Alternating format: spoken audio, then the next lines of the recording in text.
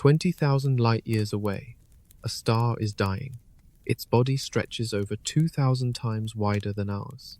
If you placed it at the center of our system, its edge would reach past Saturn. Every rocky planet, every gas giant between here and there, gone, swallowed. Over the next 2 hours, we will travel from familiar giants to something that should not exist. A star so large, it breaks what physics says is possible. If you enjoy this journey, like and subscribe.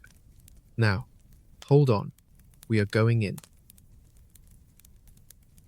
Let us start with what we know. Our star sits at the center of our solar system. It holds everything together. 8 planets, dozens of moons, billions of chunks of rock and ice, all of it locked in orbit by the gravitational pull of one glowing sphere of hot gas. We wake up every morning because of it. Every green thing on Earth grows because of it. Without it, we would be a frozen rock drifting in the dark. So how big is it? If you could line up Earth side by side across our star's face, you would need about 109 of them to reach from one edge to the other. Its diameter stretches roughly 864,000 miles. That is wide enough to fit every planet in our solar system inside it, with room to spare. And it weighs about 330,000 times more than Earth. Roughly 99% of all the mass in our entire solar system belongs to our star alone. That is enormous. By any human standard, it is beyond imagination. But here is the thing that most people never hear. Our star is average, completely ordinary. Among the hundreds of billions of stars in the Milky Way, ours falls right in the middle. It is a yellow dwarf, a classification that astronomers use for medium-sized, medium-temperature stars in the prime of their lives. There are stars far smaller. Red dwarfs, for example, can be just 1/10 the width of ours.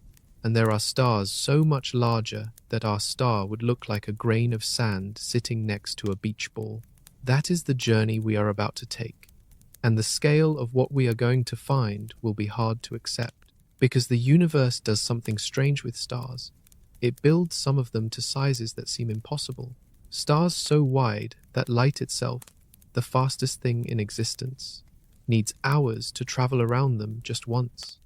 Stars so bloated that their outer layers are thinner than the air you are breathing right now, yet they stretch across distances larger than the gap between our star and Saturn.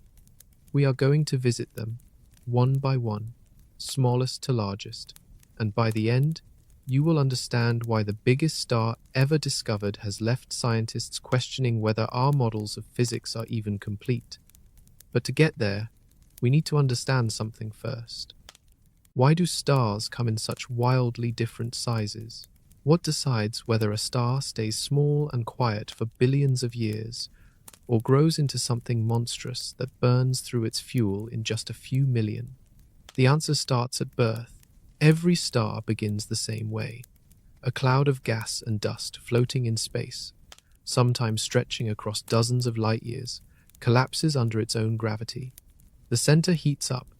Atoms slam together faster and faster, and at some point, the temperature and pressure get so extreme that hydrogen atoms fuse into helium.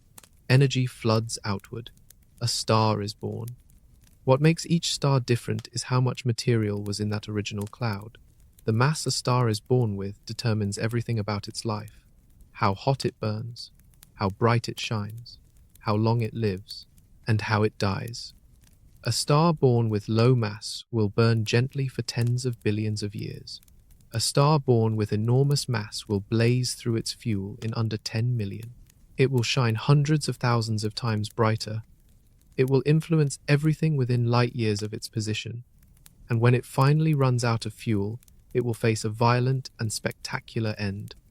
The question is, what does that end look like? And how large can a star actually grow before it tears itself apart? Picture 2 bonfires. One is small, a campfire built with a few logs. It crackles gently, throws off a warm glow, and it will keep burning for hours. The other is a raging inferno, fed by an entire forest's worth of timber. It roars. It throws heat you can feel from 100 feet away. and it will consume everything it has in a fraction of the time. Stars work the same way. A star born with about the same mass as ours will burn hydrogen at a steady, measured pace. It has enough fuel to last roughly 10 billion years. Ours is currently about halfway through that supply. It was born about 4.5 billion years ago, and it has another 5 billion years or so before things start to change. That is a confirmed estimate based on decades of studying how stars like ours evolve. Now compare that to a star born with 20 or 30 times more mass. This star does not burn slowly. It crushes hydrogen together at a furious rate. Its core temperature is far higher, the pressure is far greater, and the energy output is staggering. A star like this can be hundreds of thousands of times brighter than ours. It lights up entire regions of the galaxy around it. You could see it from unimaginable distances. But there is a cost. That massive star will burn through its hydrogen in about 5 to 10 million years. That sounds like a long time. It is not.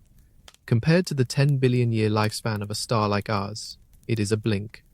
A brief, furious flash. And when that fuel runs out, something dramatic happens. The core of the star has been fusing hydrogen into helium for millions of years. Once the hydrogen in the core is gone, the fusion stops. The outward pressure that had been holding the star up against its own gravity disappears. The core begins to collapse inward. But the story is far from over. In fact, it is just beginning. As the core shrinks, it heats up. The temperatures climb so high that the hydrogen in a shell around the core ignites. This new source of energy pushes the outer layers of the star outward. The star begins to expand. Its surface cools as it stretches wider and wider, shifting from white or blue to orange, then to deep red. The star is growing, and depending on how massive it was at birth, it does not stop for a very long time. A star born with moderate mass might expand to dozens of times its original width. That is the red giant category. A star born with extreme mass can swell to hundreds, or even over 1,000 times its original width.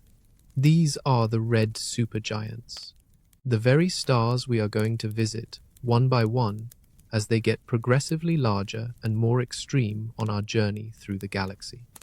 What makes this important for us is something you might not expect. The elements inside these dying, expanding stars are the same elements that make up everything you see around you. Carbon, oxygen, nitrogen, iron, all forged inside stars during this process and scattered across space when those stars finally die. The calcium in your bones was made inside a massive star that died before our solar system even existed. That is confirmed science, supported by decades of spectroscopic observation and nuclear physics. Every heavy element on Earth was cooked inside a star and delivered here by an ancient explosion billions of years ago. So when we look at these giant, bloated, dying stars, we are looking at factories, the very machines that built the ingredients for planets, oceans, and life itself. Now, what happens when one of these giants reaches the end of the line? There is an exact moment when everything changes inside a star. For millions or billions of years, the core has been locked in a battle. Gravity pulls inward, trying to crush the star into a tiny point. The energy from nuclear fusion pushes outward, keeping the star inflated and stable. These two forces hold each other perfectly in check. The star stays balanced. It shines. It lives. Then the hydrogen in the core runs out. Fusion slows. The outward pressure drops, and gravity, which has been waiting patiently all along, begins to win. The core starts to collapse. It compresses. It heats up. Temperatures inside the shrinking core climb to hundreds of millions of degrees. And at that new, extreme temperature, something unexpected kicks in. Helium, the leftover ash from hydrogen fusion, starts to fuse. Helium atoms are heavier and harder to push together. It takes far more energy to ignite them than it took for hydrogen. But the collapsing core generates enough heat and pressure to get the job done. Helium fuses into carbon, carbon fuses into oxygen. Each new reaction releases a burst of energy, which temporarily halts the collapse and keeps the star alive a little longer. This is where the star's mass becomes the ultimate judge. If the star started with a low mass, like ours, the helium fusion happens in a dramatic flash. The core reignites violently, stabilizes, and the star settles into a new phase of life. It expands into a red giant, but it never gets the heat or pressure needed to fuse anything heavier than carbon and oxygen. Eventually, its outer layers drift away gently, leaving behind a dense, cooling core called a white dwarf, a quiet death, a slow fade into darkness. But for stars that started with 8 times our star's mass or more, the story goes much further and much darker. These massive stars do not stop at carbon and oxygen. Their cores are heavy enough, hot enough, and under enough pressure to keep going. Carbon fuses into neon. Neon fuses into oxygen. Oxygen fuses into silicon. And silicon fuses into iron. Each stage happens faster than the one before it. Hydrogen burning lasted millions of years. Helium burning lasts a few 100,000 years at most. Carbon burning might last a few 100 years. And when the star reaches silicon, it burns through that entire supply in just a single day, sometimes even less. Scientists have confirmed this accelerating timeline through detailed computer models of stellar evolution. Iron is the end of the road. When you try to fuse iron, the reaction does not release energy. Instead, it absorbs it. The core suddenly has no way to push back against gravity. Nothing left to burn. In less than a second, the core collapses at nearly a quarter of the speed of light. The outer layers come crashing down behind it. They slam into the impossibly dense, collapsing core and bounce off in a catastrophic explosion. A supernova. For a brief moment, that single dying star outshines its entire galaxy. Billions of stars, all dimmer than this one explosion. The energy released is so enormous that it creates every element heavier than iron. Gold, silver, platinum, uranium, all forged in that instant of destruction and scattered into space. What remains depends on the original mass. A lighter, massive star leaves behind a neutron star, a ball of matter so dense that a teaspoon of it would weigh over 1 billion tons. A heavier one collapses beyond even that, forming a black hole. But before any of that happens, the star goes through a phase that is critical for our journey, the bloated, swollen, dying phase, the red supergiant phase. That is where the truly enormous stars live. And the first one on our path is closer than you might think. Imagine inflating a balloon inside a room. You blow air into it. It grows. The rubber stretches thinner and thinner. The surface gets cooler to the touch as the material spreads out. And if you keep pumping air, eventually the balloon fills the entire room, pressing against the walls, the ceiling, the floor. That is roughly what happens when a dying star becomes a red giant. When the hydrogen in a star's core runs out and the core begins to contract, the layers above the core respond in a surprising way. Instead of collapsing inward, they push outward. The intense heat from the shrinking core ignites hydrogen in a shell around it. This shell burning generates an enormous amount of energy. That energy presses against the outer layers of the star and forces them to expand. The star starts to grow rapidly. A star that was once compact, maybe 1 million miles across, begins to stretch. Its outer layers puff out to tens of millions of miles, then hundreds of millions. The surface temperature drops because that same energy is now spread across a vastly larger area. The star that once glowed white or yellow cools to a deep orange, then to a dark red. This is why they are called red giants. They are red because they are cooling, and giant because they are expanding far beyond their original boundaries. For a star like ours, this red giant phase will swell its outer edge to roughly the orbit of Mars, about 140 million miles from where the core sits. everything inside that radius will be consumed. Mercury, Venus, and Earth will be inside the star. That is confirmed. Stellar evolution models have calculated this outcome with high precision.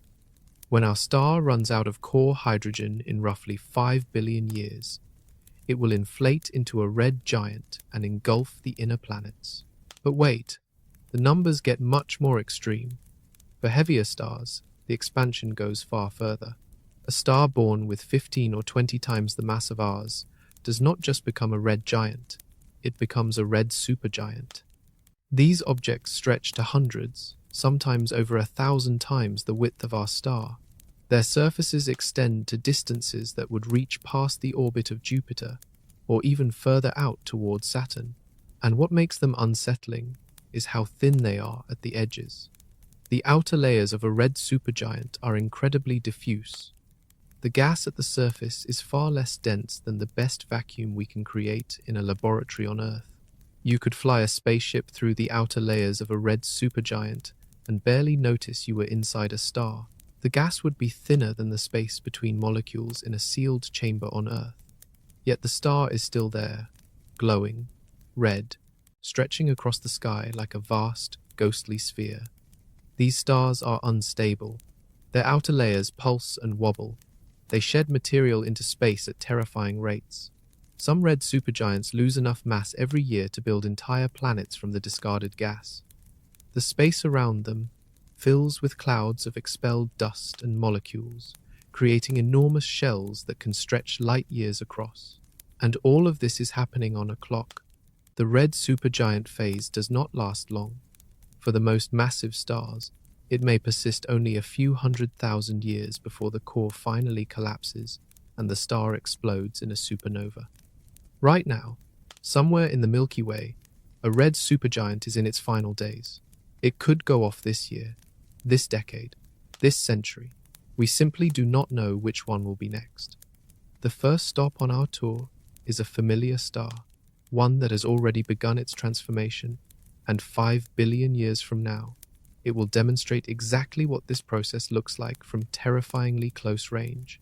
5 billion years from now, something will go wrong. Our star will run out of hydrogen in its core. The fusion that has kept it stable for over 10 billion years will stutter and fail. The core will begin to shrink, and the outer layers will start to swell. At first, the changes will be slow. Over hundreds of millions of years, our star will gradually brighten. Its surface will creep outward. Earth's average temperature will start to climb. The oceans will warm, then they will begin to evaporate. Slowly at first, then faster, until the entire surface of our planet is a scorched, dry wasteland. Every river, every lake, every ocean, gone. But the dying star will not stop there. As the expansion continues, our star's outer edge will push past the current orbit of Mercury. That planet will be absorbed, swallowed into the star's bloated body without a trace. Venus goes next. Engulfed, vaporized, inside the expanding shell of superheated gas. And then it reaches us. There is still debate among scientists about whether Earth will be physically swallowed, or whether it will spiral outward as our star loses mass. Some models suggest that as the star sheds material during its expansion, the gravitational pull weakens, and Earth's orbit might widen just enough to escape being consumed. Other models say the drag from the star's expanding atmosphere will slow Earth down, pulling it inward to be destroyed. Either way, it does not matter much for life.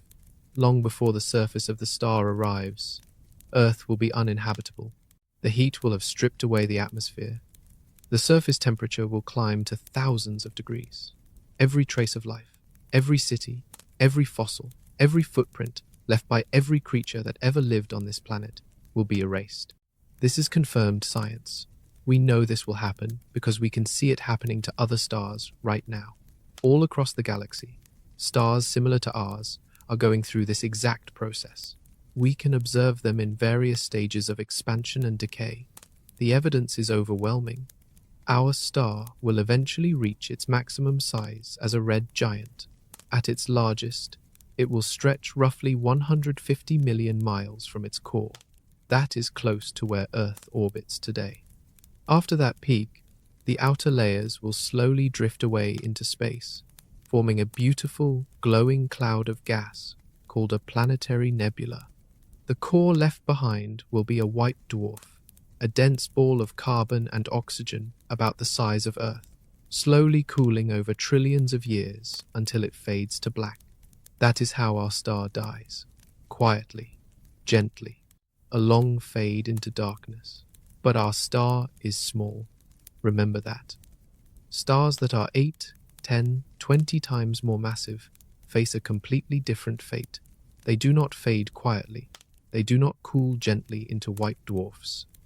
They burn hotter, they expand further, and they grow to sizes that make our star's red giant phase look tiny by comparison. And when they finally die, they do it with an explosion that can briefly outshine an entire galaxy of hundreds of billions of stars. Those are the stars we are heading toward now, the red supergiants, the monsters. And the difference between a red giant and a red supergiant is staggering. Same basic process, where a dying star expands outward as its core contracts. Completely different scale. Think of it as the difference between a pond ripple and a tsunami. Both are waves. One barely moves the water, the other reshapes coastlines. The first true giant on our path is a star you can actually see in the night sky. It is 25 times wider than ours, glowing bright orange, and hurtling through the Milky Way at an incredible speed. Its name is Arcturus. There is a line in the life of a star where everything changes. Below a certain mass, a star dies quietly. It swells into a red giant, sheds its outer layers, and leaves behind a white dwarf, peaceful, slow, like a candle burning down to nothing. Above that line, the death is violent. The star becomes something far more extreme, larger, brighter, more unstable. And its end comes with an explosion that seeds the universe with the building blocks of everything. That dividing line sits at roughly 8 times the mass of our star. Any star born below that threshold will follow the path we just described. It will fuse hydrogen, then helium, and stop there. The core will never get hot enough to ignite carbon. The outer layers will drift away peacefully, and the dense core will cool for eternity. But a star born above 8 times the mass of ours enters a different category entirely. Its core burns hotter. It fuses heavier elements, one after another. And its outer layers do not just expand into a red giant. They keep going. They swell to sizes that would fill the inner solar system, the outer solar system, and beyond. This is where red supergiants are born. A red supergiant is a massive star in the final phase of its life. Its core is actively burning through heavier and heavier elements, racing toward the iron wall that will trigger a supernova. Meanwhile, its surface has expanded to staggering dimensions, hundreds of times the width of our star, sometimes over 1,000. The key difference between a red giant and a red supergiant is mass and scale. A red giant might be 50 to 100 times the width of our star. Large, yes. Impressive, absolutely. But a red supergiant can be 10 times larger than that. The jump between the two categories is enormous. And there is something else. Red supergiants are rare. The conditions needed to create one require a very large initial mass, and massive stars are uncommon. For every red supergiant in the galaxy, there are thousands of smaller, quieter stars living out their unremarkable lives. Supergiants are the exceptions, the outliers, the freaks, yet they matter more than almost anything else in astronomy. Here is why. When a red supergiant finally explodes, the supernova does 2 things that shape the entire universe. First, it scatters all the heavy elements that were forged inside the star. Carbon, oxygen, silicon, iron. These elements mix with nearby clouds of gas and dust. New stars form from those clouds. Planets form around those stars. And on some of those planets, The heavy elements become the foundation for chemistry, geology, and life. Second, the shock wave from the explosion compresses nearby gas clouds, triggering the birth of new stars.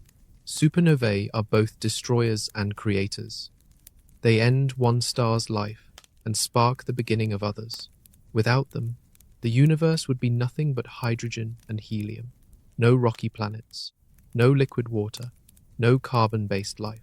Every atom in your body, heavier than helium, was produced by a star that went through this exact process. That is one of the most confirmed facts in all of astrophysics. We exist because massive stars lived, expanded into red supergiants, and died in explosions. And the bigger the star, the more dramatic everything becomes. Larger supergiants produce more powerful supernovae. They forge heavier elements. They influence wider regions of the galaxy. So as we travel deeper into this journey, the stars will get bigger, the numbers will get harder to believe, and the consequences of their existence will feel more and more personal. Our next stop is Arcturus, a real, visible star in our night sky, 25 times wider than ours, already old, already dying, and compared to what comes later, it is tiny. Look up on a clear spring night, and you will find it. Follow the curve of the Big Dipper's handle, arc it outward, and you will land on one of the brightest stars in the entire sky, a glowing orange point of light about 37 light-years from Earth. That star is Arcturus. It is close.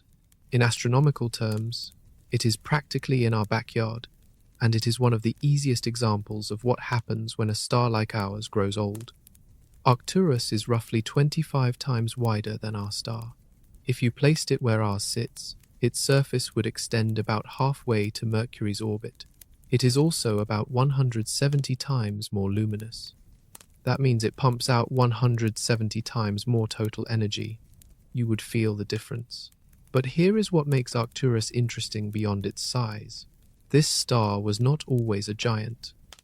Billions of years ago, Arcturus was a fairly normal star.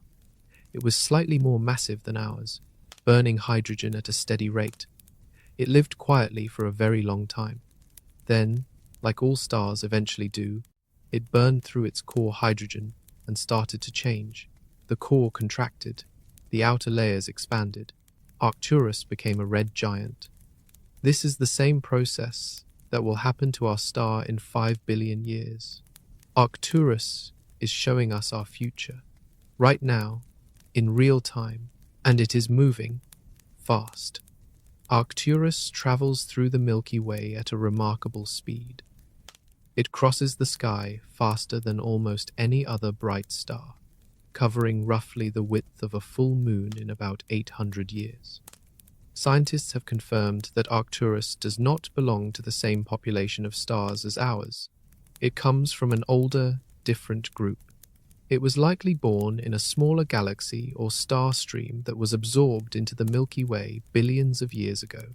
It is a visitor, passing through our neighborhood on its way to somewhere else. That means the star you see when you look at Arcturus was not always here, and it will not stay. In a few million years, it will have moved so far that it will no longer be visible to the naked eye from Earth. Future generations will never see it. Right now, though, it is brilliant. The fourth brightest star in the entire night sky, a glowing testament to what aging does to a star. Inside Arcturus, the core is now fusing helium into carbon and oxygen. This phase of life is shorter and more intense than the hydrogen burning phase. Arcturus will not stay a red giant forever.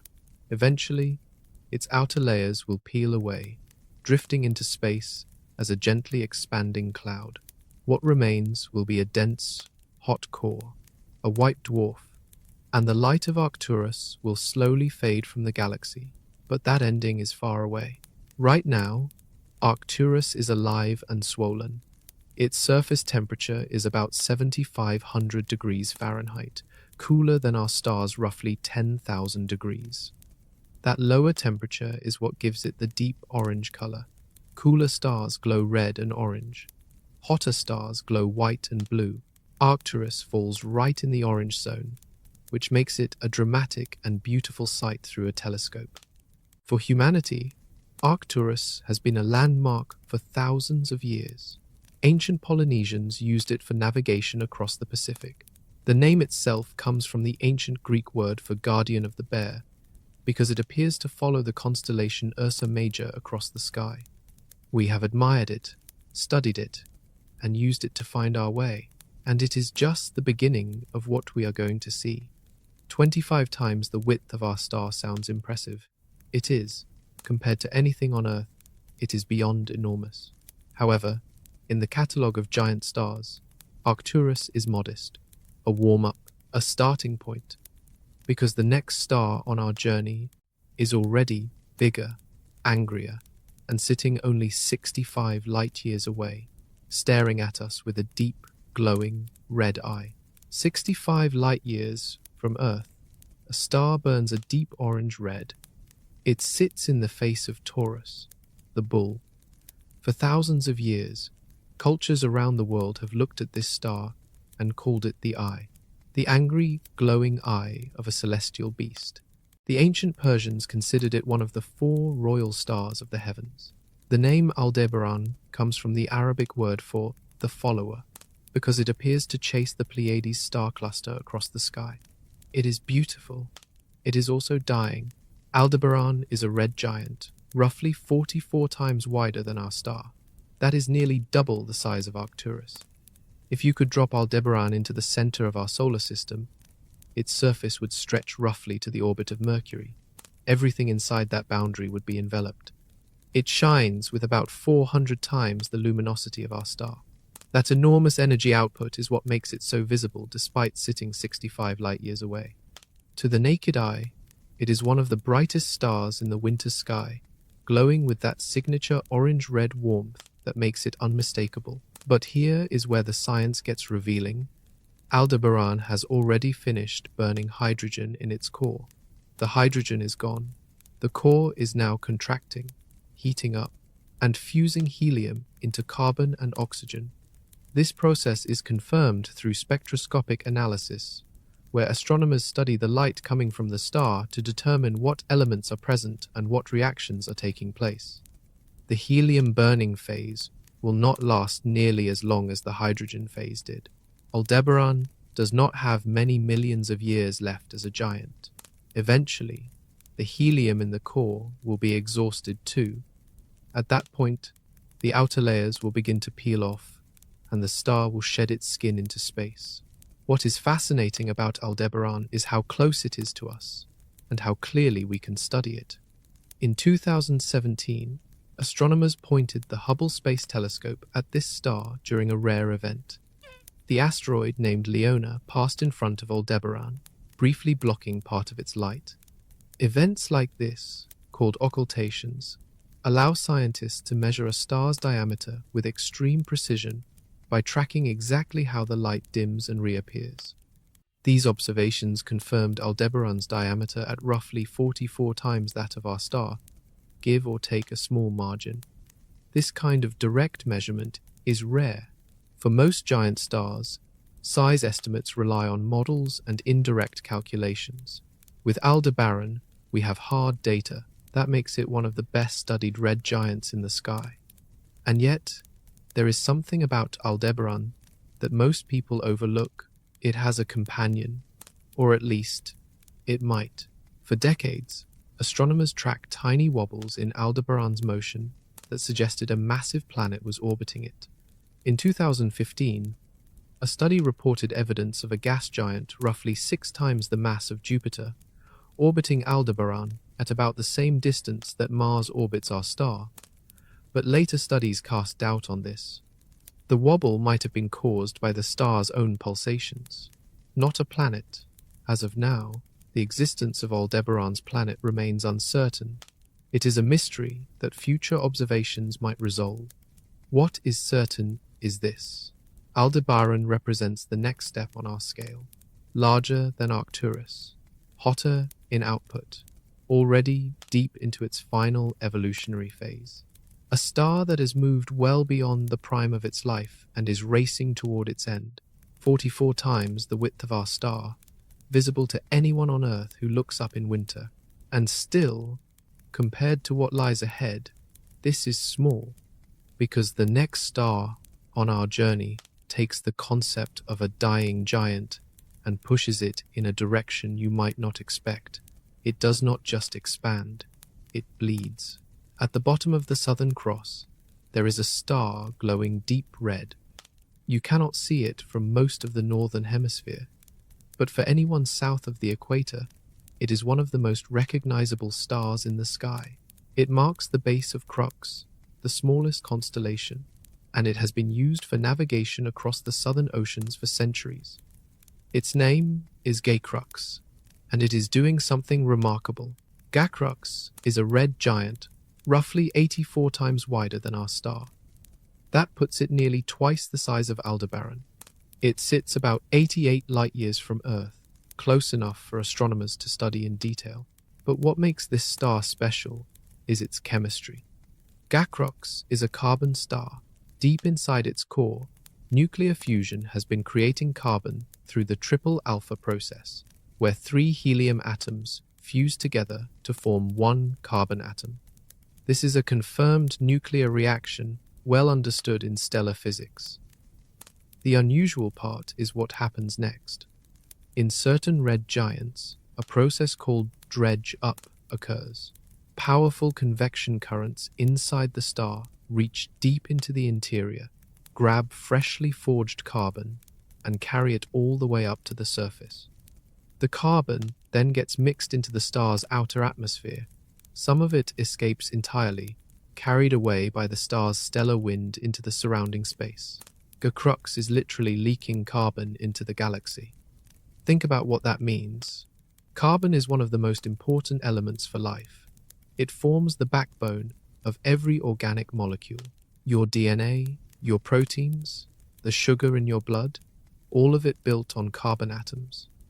And here is a star dumping that very element into the interstellar medium, where it can eventually become part of new stars, new planets, and possibly new life. This process is happening across the Milky Way right now. Thousands of carbon-rich giant stars are shedding their atmospheres into space, seeding the galaxy with one of life's most essential ingredients. Scientists have confirmed that a significant portion of the carbon in the universe was produced and distributed exactly this way. And if you could somehow see Crux's stellar wind, it would be haunting.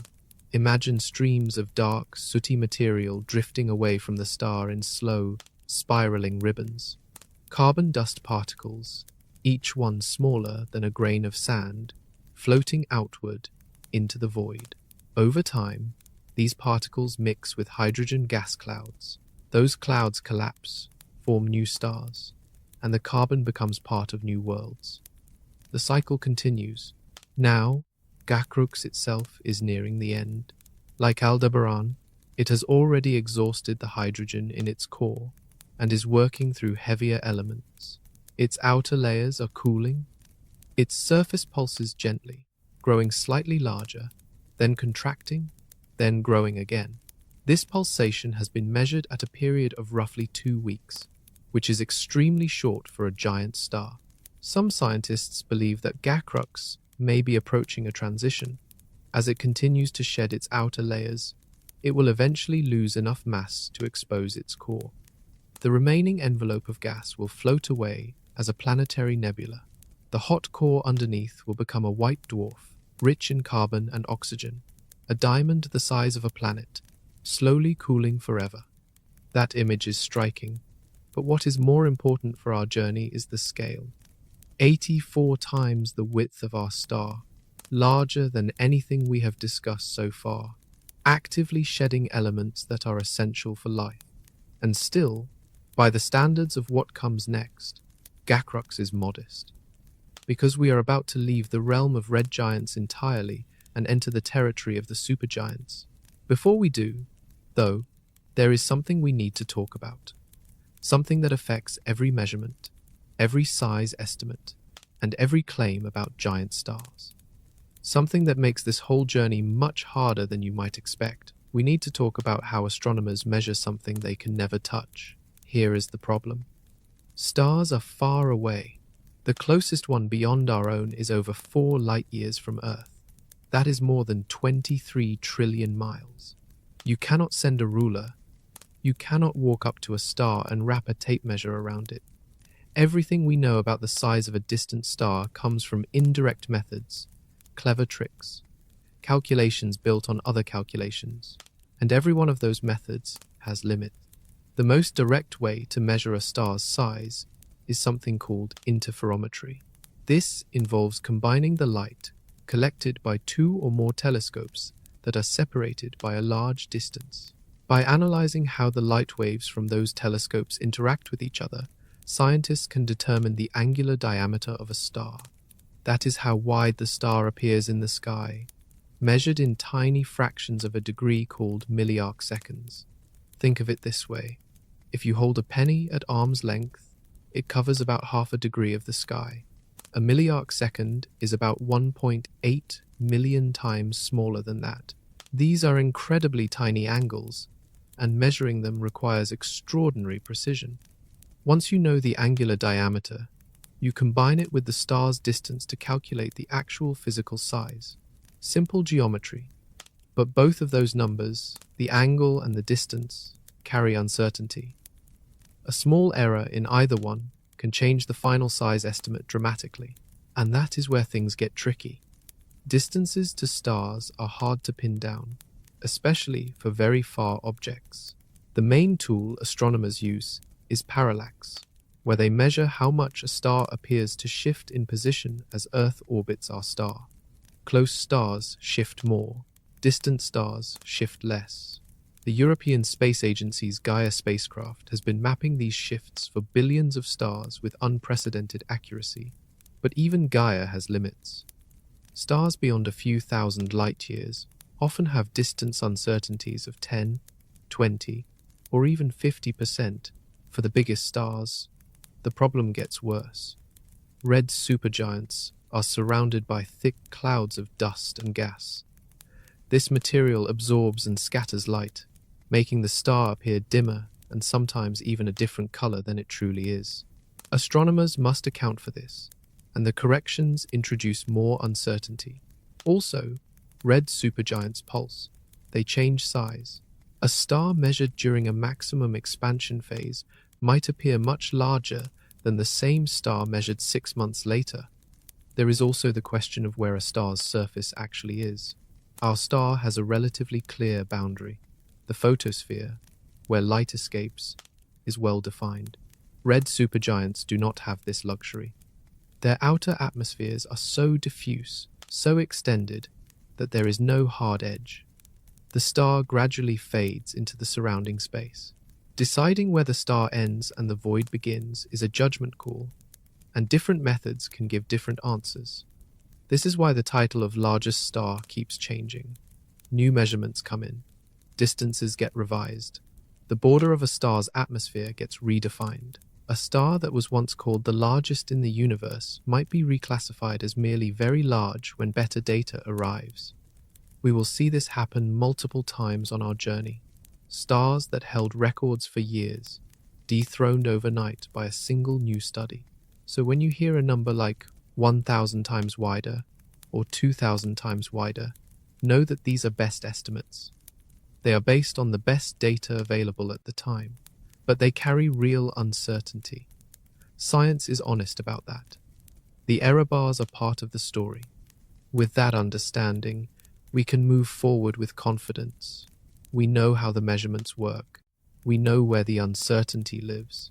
And we are ready to meet a giant that has a confirmed planet still orbiting around it.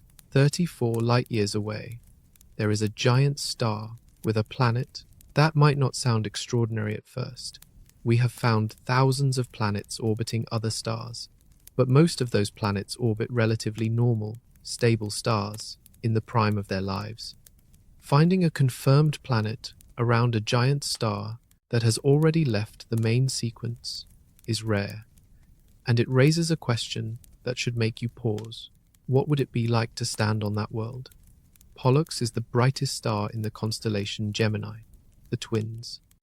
It is an orange giant, roughly 9 times wider than our star. That makes it smaller than Aldebaran or Gacrox, but it earns its place on this journey for a different reason. In 2006, astronomers confirmed the existence of a planet orbiting this star, designated Pollux B. Later, through a public naming campaign, the planet was given the name Thestius. This is a confirmed discovery. The planet was detected using the radial velocity method, which tracks tiny wobbles in a star's motion caused by the gravitational tug of an orbiting body. The data is solid. Thestius is real. It is a gas giant, estimated at roughly 2.5 times the mass of Jupiter. It orbits Pollux at a distance of about 107 million miles, which is slightly farther than Earth orbits our star. The orbital period is about 590 days. Now, imagine standing on a hypothetical moon orbiting Thestius, looking up at the sky. Pollux would dominate your view, because the star is 9 times wider than ours, but the planet orbits at a similar distance. The star would appear vastly larger in the sky than our star does from Earth. It would be a massive, warm, orange disk, filling a significant portion of the horizon. The light would be softer, more orange, and the shadows it cast would have a warm tint. Astronomers believe this system has been stable for a very long time, but it will not last. Pollux is continuing to evolve. As it exhausts the helium in its core, it will expand further. Its luminosity will increase. The habitable zone around it, the region where liquid water could exist, has already shifted outward, and eventually the expanding star might threaten the orbit of Thestius itself. This is something we rarely think about. When we search for planets around other stars, we usually focus on young, stable systems. We look for Earth-sized worlds in comfortable orbits around quiet stars. But the universe is full of planets orbiting dying giants, worlds that once had stable conditions and are now watching their star swell, redden, and slowly consume the space around them. Thestius is living through that process right now. What makes Pollux valuable for our journey is perspective. It is close enough to study in detail. It has a confirmed planet, and it shows us that giant stars are not just distant, abstract objects. They are real places with real worlds around them. Worlds that are affected by their stars' aging and expansion in ways that reshape entire solar systems over long stretches of time. There is also something poetic about it. Pollux and its twin, Castor, have been watched by humans since ancient times. The two stars of Gemini, side by side, but they are very different. Castor is actually a complex system of 6 stars bound together. Pollux is a solitary giant with a planet, 2 twins that could not be less alike. Pollux is relatively small, as giants go, 9 times wider, bright, but nothing extraordinary compared to the monsters waiting ahead. And that is exactly the point, because we are about to leave the comfortable range of ordinary giant stars and step into a completely different category, a place where size and brightness stop following the same rules, where a star can outshine ours by 100,000 times, yet glow blue instead of red, where youth and violence replace old age and slow decay. That star is one of the most famous in the sky, and it is younger than most of the mountain ranges on Earth. Before we go further, we need to clear up something that confuses almost everyone. The biggest star is not always the brightest. The brightest star is not always the biggest. Size and brightness are 2 different measurements, and understanding the difference will change how you see everything from this point forward. Brightness in astronomy is called luminosity. It measures the total amount of energy a star produces every second. A star with high luminosity is pumping out enormous amounts of light, heat, and radiation. A star with low luminosity is dim and quiet. Size is simpler. It is the physical width of the star, how far its surface extends from the center. Here is where it gets strange. A small, compact star can be incredibly luminous if it is hot enough. Temperature is the hidden variable. A star's surface radiates energy based on how hot it is. Hotter surfaces radiate far more energy per square foot than cooler surfaces, so a small, extremely hot star can easily outshine a much larger, cooler one. This follows a relationship that physicists call the Stefan-Boltzmann law. It states that the energy radiated by a surface goes up with the fourth power of its temperature. That means if you double the temperature, the energy output does not just double, it increases by a factor of 16. This is why blue and white stars, which are much hotter, can be far more luminous than red giants that are many times their size.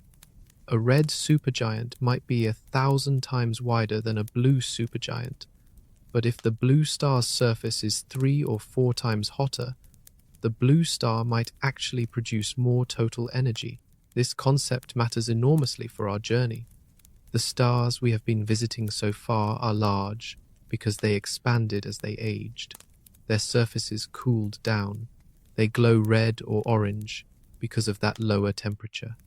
They are impressive in size, but their luminosity per unit of surface area is relatively modest. The stars we are about to meet break that pattern.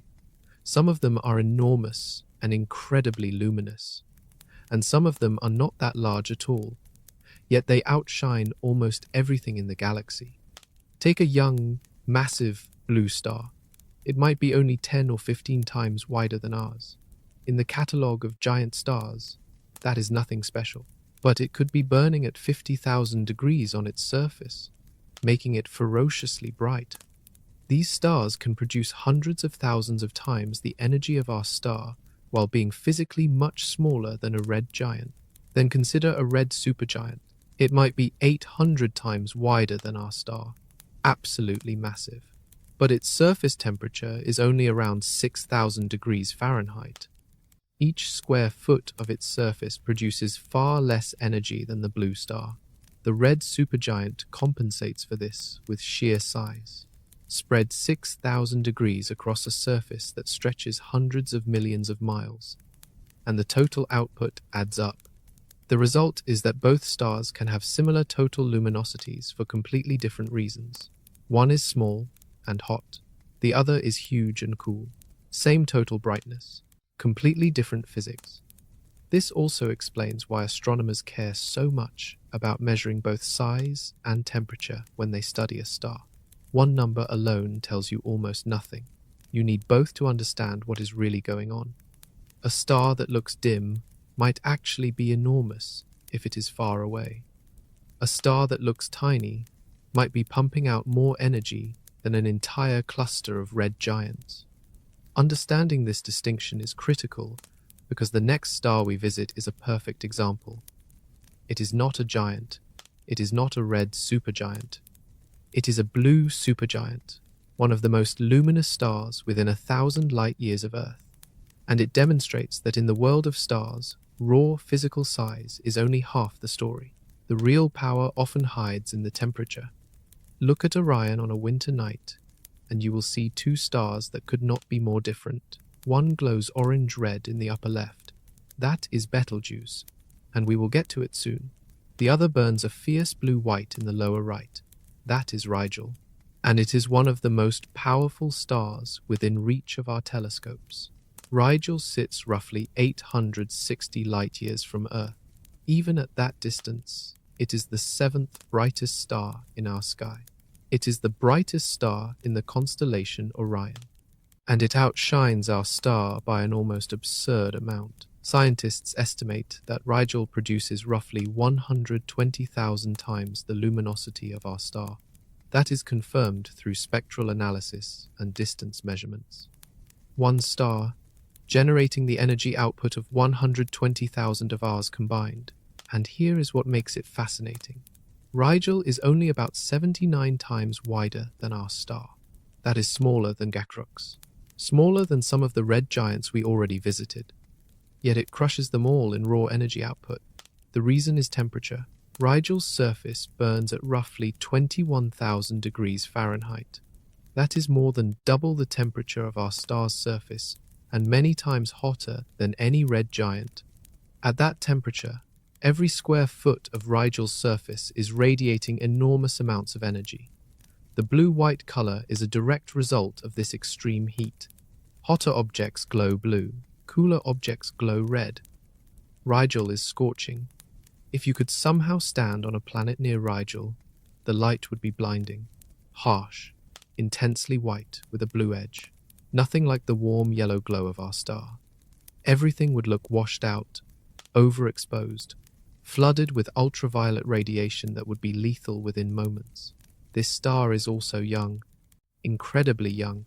Rigel is estimated to be only about 8 million years old. For comparison, our star is over 4 billion years old. Rigel has existed for less than 0.1% of our star's lifetime. It was born long after the dinosaurs went extinct, long after mammals took over the planet. In cosmic terms, Rigel is a newborn, yet it is already nearing the end. Massive stars live fast and die young. Rigel was born with roughly 21 times the mass of our star, and it has been burning through its hydrogen at a furious rate. It has already left the main sequence and begun expanding. Astronomers classify it as a blue supergiant because it is still extremely hot, but it is in a transitional phase. Over the next few 100,000 years, it may cool and expand further, possibly becoming a red supergiant before exploding as a supernova. That explosion would be spectacular from Earth's distance. Rigel is far enough away that we would be safe, but it would become one of the brightest objects in the sky for weeks. What matters for our journey is the lesson Rigel teaches.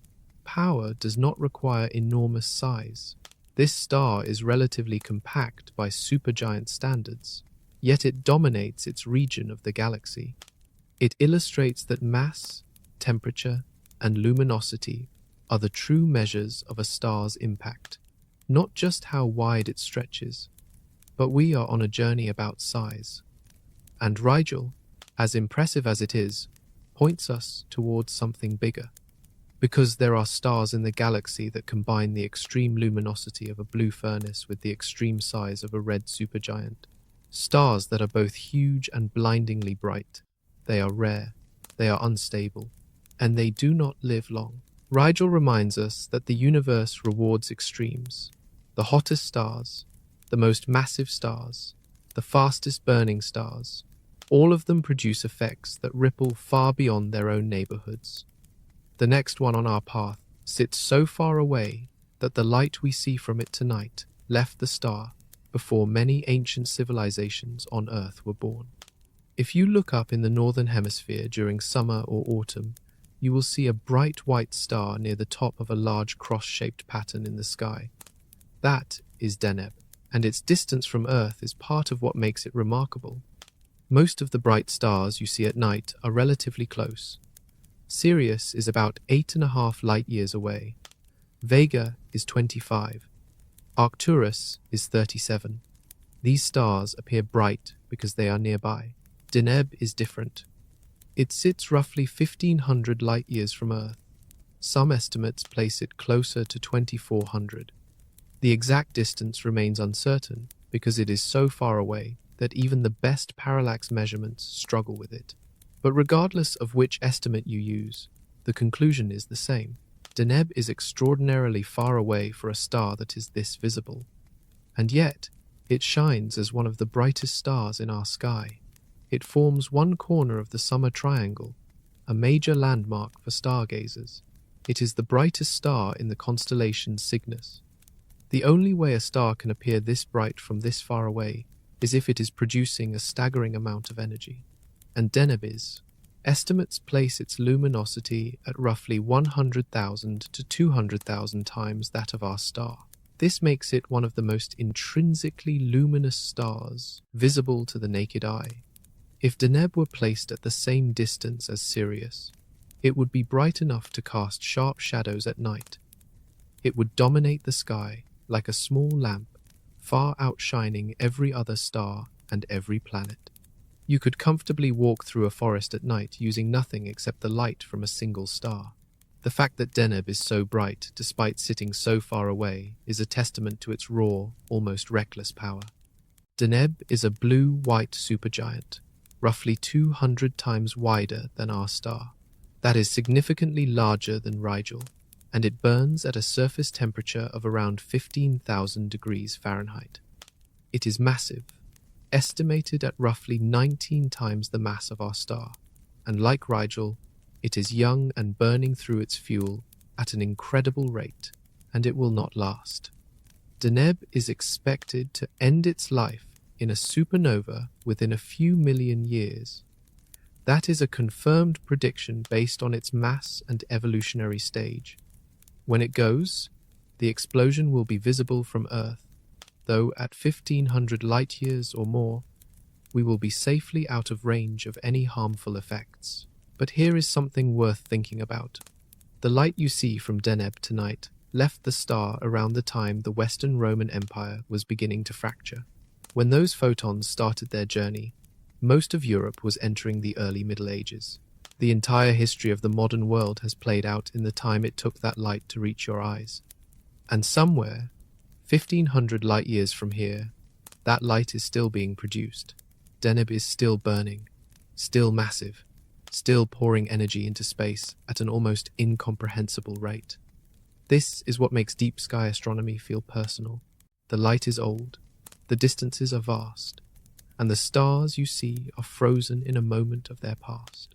Deneb might already be entering a new phase. It might be swelling into a red supergiant right now. We would not know for centuries. What we do know is that Deneb is a stepping stone. It represents the upper end of blue-white supergiants, stars that are both enormous and ferociously bright. From here, we pivot back toward the red end of the spectrum, because the next star is one of the widest objects you can see without a telescope, and it has a name that means rival of Mars. On a summer night, look low toward the southern sky. You will find a bright star glowing deep red-orange, sitting in the curved body of Scorpius. It pulses with a warm, almost threatening light. Ancient Greeks noticed that its color and brightness resembled the planet Mars, which often passes near it. They named it Antares, meaning rival of Ares, the Greek name for the god of war. It has been a beacon in the sky for thousands of years, and it is one of the true giants. Antares is a red supergiant. Its estimated radius is roughly 700 times that of our star. If you placed Antares at the center of our solar system, its surface would stretch past the orbit of Mars and approach the asteroid belt. Mercury, Venus, Earth, and Mars would all be inside the star. That is a confirmed measurement based on interferometric observations using the Very Large Telescope in Chile. Multiple studies have placed Antares in this size range, making it one of the most reliably measured red supergiants in the sky. If light traveled around its equator, the trip would take over 4 hours. For comparison, light circles our star in just 14.5 seconds. It sits approximately 550 light-years from Earth, close enough for detailed study, far enough that we are safe from anything it might do. And it is doing something alarming. Antares is losing mass at an extraordinary rate. Its stellar wind carries material away from the surface at high speed, creating a vast, expanding shell of gas around the star. Observations have revealed that this shell extends far beyond the visible surface, with material detected at distances equivalent to several times the star's own radius. In 2017, astronomers used the Atacama Large Millimeter Array to map the atmosphere of Antares in unprecedented detail. They discovered that the gas above the star's surface was far hotter than models predicted.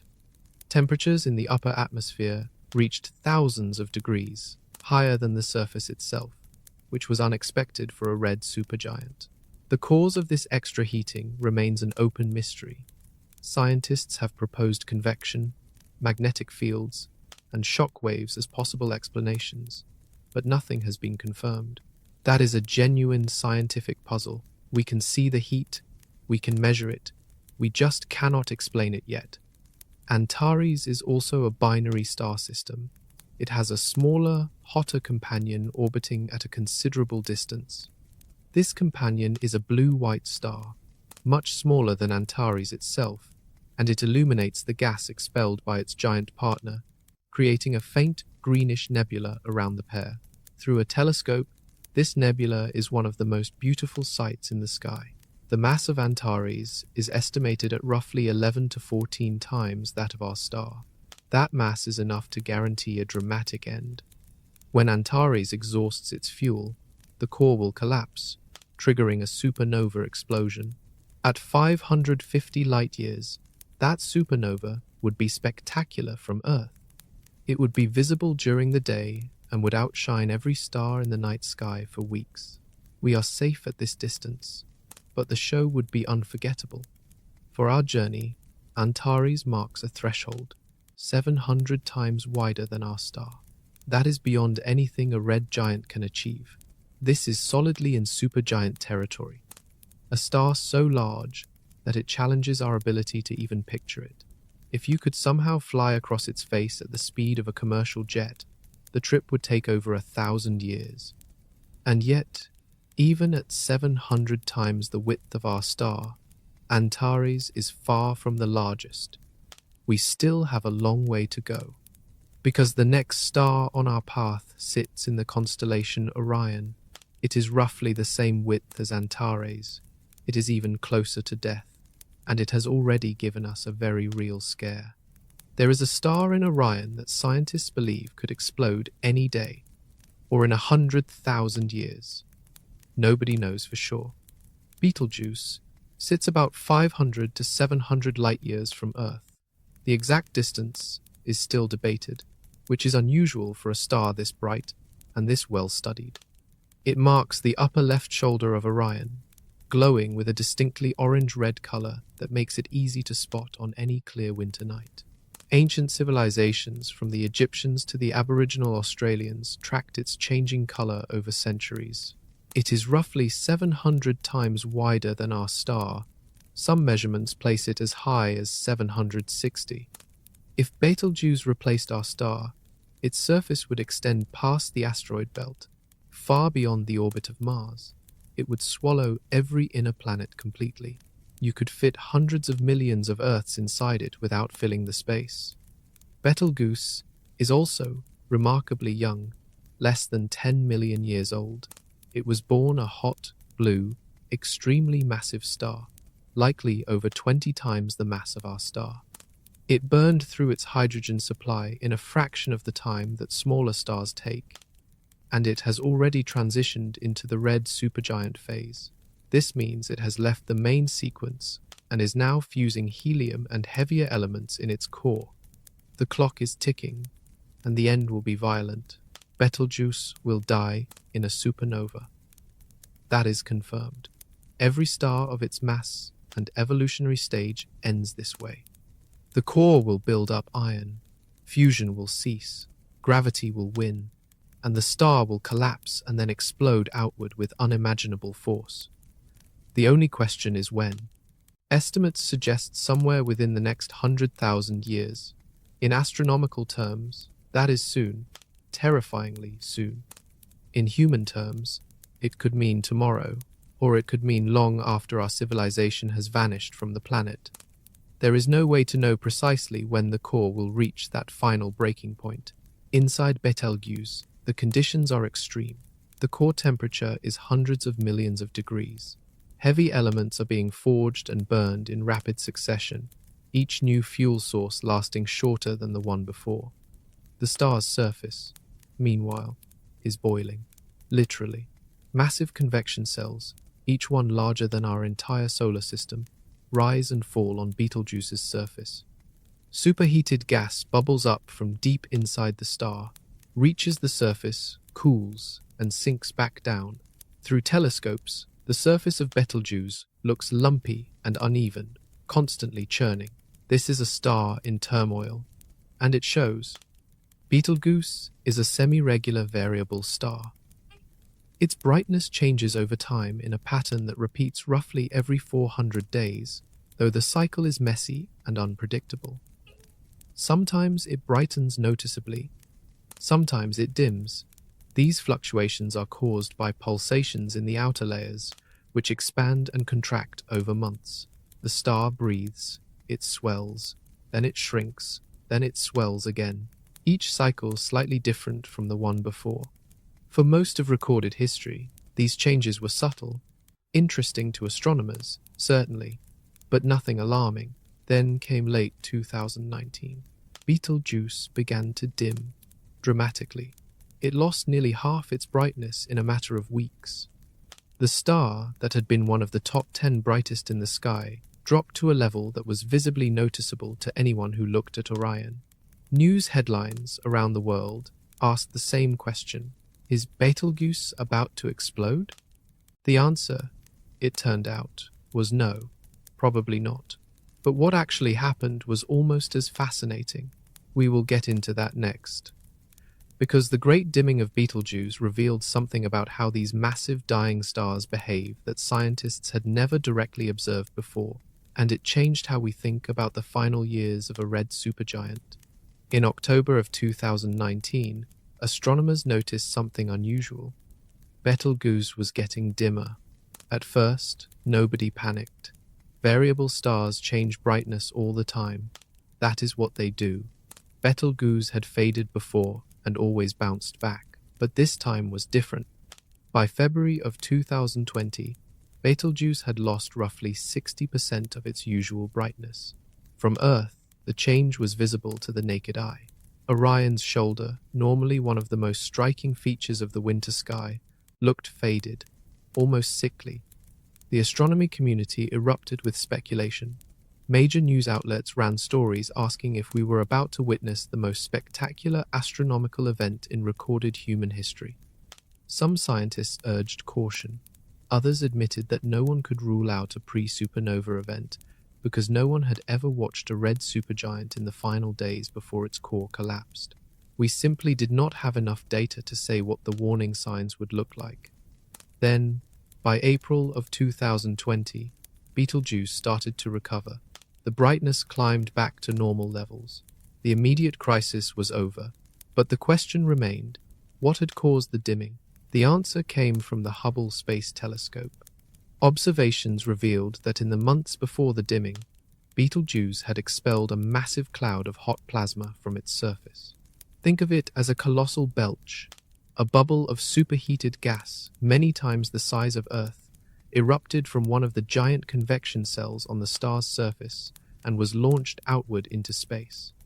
As that cloud of hot material traveled away from the star, it cooled rapidly. When it cooled enough, the gas condensed into solid particles, dust. An enormous, thick cloud of dust formed between Betelgeuse and Earth, blocking a significant portion of the star's light. That was it. Betelgeuse had not entered a pre-supernova phase. It had essentially sneezed, a massive, violent sneeze that ejected enough material to temporarily block its own light from our point of view. Scientists confirmed this explanation through multiple lines of evidence. Ultraviolet observations from Hubble showed the hot plasma being ejected. Infrared observations showed the dust forming. And the timeline matched perfectly. The event was later described as a surface mass ejection, similar in concept to the coronal mass ejections that our own star produces, but on a vastly larger and more violent scale. The Great Dimming taught astronomers several important things. First, red supergiants can undergo sudden, dramatic episodes of mass loss. This was known in theory, but the Betelgeuse event was the first time it was observed so clearly and so close. Second, the ejected dust can noticeably affect the star's brightness as seen from Earth. When we see other red supergiants dimming unexpectedly, it might be the same kind of event. Third, and most unsettling, the event showed how little we understand about the final stages of these massive stars. If a dust cloud can mimic what many people assumed a pre-supernova would look like, then how would we actually recognize the real warning signs? The honest answer is that we might not until it happens. Betelgeuse has not returned entirely to normal since the Great Dimming. Its brightness cycle, once around 400 days, appears to have shortened to roughly 200. And in 2023, it began brightening beyond its usual peak. Something may have shifted permanently inside the star. Scientists are watching closely. When Betelgeuse finally does explode, it will be visible during the day for months. At night, It would be almost as bright as the full moon. A single pinpoint of light, bright enough to read by at midnight. We are not in danger at this distance, but the sight would be something no human being has ever witnessed, and we would lose Orion's shoulder forever. Betelgeuse, as enormous as it is still just the beginning of what awaits us. We are now entering the realm of the true titans, stars that push past 1,000 times the width of our star and keep going. The next one is one of the reddest and most mysterious objects in the sky. Imagine stepping outside one evening and noticing something strange. In the constellation Orion, where the upper left shoulder has always glowed a soft orange-red, there is now a point of light so bright it hurts to look at directly. It is brighter than every other star combined. It is brighter than the planet Venus. It is almost as bright as the full moon, compressed into a single blazing dot. That is what a Betelgeuse supernova would look like from Earth, and scientists have modeled it in detail. The moment the core of Betelgeuse collapses, a shockwave will tear through the star at roughly 10% of the speed of light. The energy stored in the core, accumulated over millions of years, will be unleashed in an instant. Within seconds, the outer layers of the star will be blasted outward in every direction. The energy released in that single explosion will be more than our star will produce in its entire 10 billion year life. All of it. Released in a matter of seconds. From Earth, the first sign would be a burst of neutrinos. These ghostly particles travel at nearly the speed of light and barely interact with matter. They would pass through the planet without anyone feeling a thing. But neutrino detectors around the world, buried deep underground, would light up simultaneously. Scientists would know instantly what had happened. They would have a few hours of warning before the light arrived. Then the sky would change. The light from the explosion would reach Earth, and Betelgeuse would suddenly jump in brightness by a factor of roughly 1,000,000. For weeks, it would be visible during the day. You could look up at noon and see it, a brilliant pinpoint against the blue sky. At night, it would cast faint shadows on the ground, like a distant street lamp. The constellation Orion would be transformed, one shoulder blazing with unnatural intensity, while the rest of the figure stayed the same. Over the following months, the brightness would slowly fade. The expanding cloud of debris would cool and dim. Within a year or two, the new point of light would become a faint smudge, barely visible without a telescope, and the space where Betelgeuse once sat would be occupied by a glowing nebula, a shell of gas and dust expanding outward at thousands of miles per second. Would we be in danger? Almost certainly not. At 500 or more light years, the radiation from the supernova would be far too diluted to cause any harm to Earth's atmosphere or surface. Some studies have calculated that a supernova would need to occur within about 50 light years to pose a serious threat to life on our planet. Betelgeuse is at least 10 times farther than that. What we would lose is the star itself. Orion's shoulder would go dark forever. Thousands of years from now, the nebula left behind would fade, and the space would be empty. One of the most recognizable patterns in the human night sky changed permanently. Astronomers estimate this could happen any time within the next 100,000 years. Maybe sooner, maybe much later. We simply cannot predict when a star's core will reach the exact moment of collapse. But here is what makes this relevant to our journey. Betelgeuse is roughly 700 times wider than our star. It is enormous. It is dramatic. It is famous. And it is still far smaller than the stars we are about to meet. Because the next star on our path makes Betelgeuse look modest. It sits nearly 3,000 light-years away, glowing with a deep, blood-red color so intense that one of the greatest astronomers in history gave it a name inspired by precious gemstones. It may be the largest star you can see without a telescope, and it is already being pulled apart from within. Nearly 3,000 light-years from Earth, there is a star that looks like it is bleeding. Its color is so intensely red that when the astronomer William Herschel first observed it in 1783, he called it a deep garnet, comparing it to the rich, dark glow of the gemstone. Ever since, it has been known as the Garnet Star. Its official designation is in the constellation Cepheus, and in 2024, the International Astronomical Union formally approved the Garnet Star as its official name. The color is not decorative.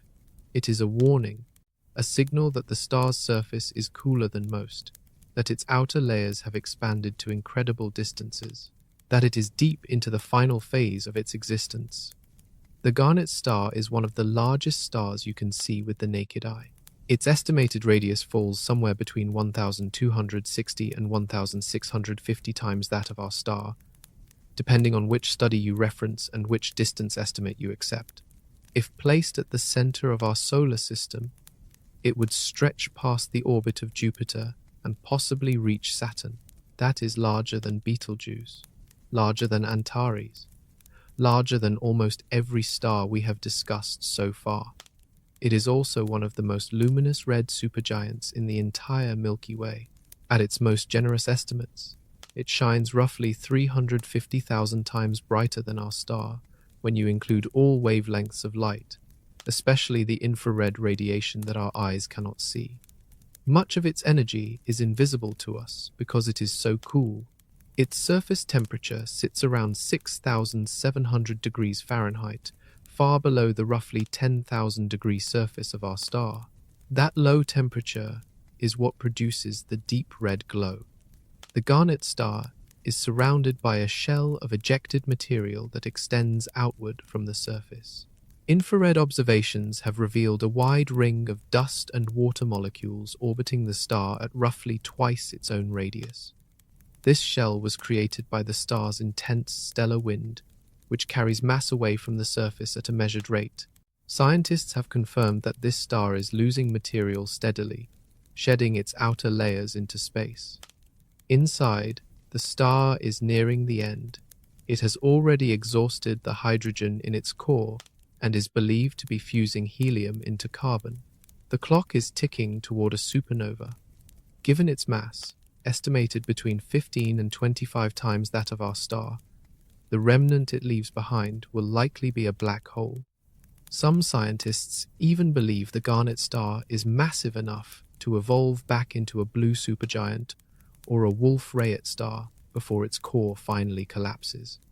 If true, the star would undergo one of the most dramatic transformations in astrophysics, shedding its enormous red envelope to reveal a smaller, hotter, more compact object underneath. That would be a dramatic transformation. A star this enormous, this red, this inflated, shrinking back down, heating up, and turning blue before exploding. It is a theoretical possibility that remains unconfirmed, and if it happens, it would be one of the most extreme evolutionary paths a star can take. The Garnet Star's brightness wobbles over time. It is a semi-regular variable, dimming and brightening with periods near 860 days and 4,400 days. The pulsations cause its outer layers to expand and contract, changing its size by a measurable amount. This breathing behavior is something we see in all the largest red supergiants, and it raises a question that matters for every star on our journey from this point forward. Why do the biggest stars pulse? What is happening inside them to make their surfaces rise and fall like the chest of something alive? If you could watch a red supergiant from close range, sped up 1,000 times, it would look alive. The surface would rise and fall. Massive bubbles of hot gas would swell upward from deep inside the star, reach the surface, cool, and sink back down. The entire outer layer would wobble, expanding outward for months, then contracting, then expanding again. The brightness would fluctuate, the color would shift, the star would look like it was breathing. This is real. It has been observed in multiple red supergiants, including Betelgeuse, the Garnet Star, and many of the stars still ahead on our journey. The pulsation is not random. It follows patterns, though the patterns are messy, irregular, and sometimes change over time. So what causes it? The short answer is instability. Red supergiants exist in a state of constant tension between gravity pulling inward and radiation pushing outward. In a stable star like ours, those two forces balance perfectly, and the star holds a steady size for billions of years.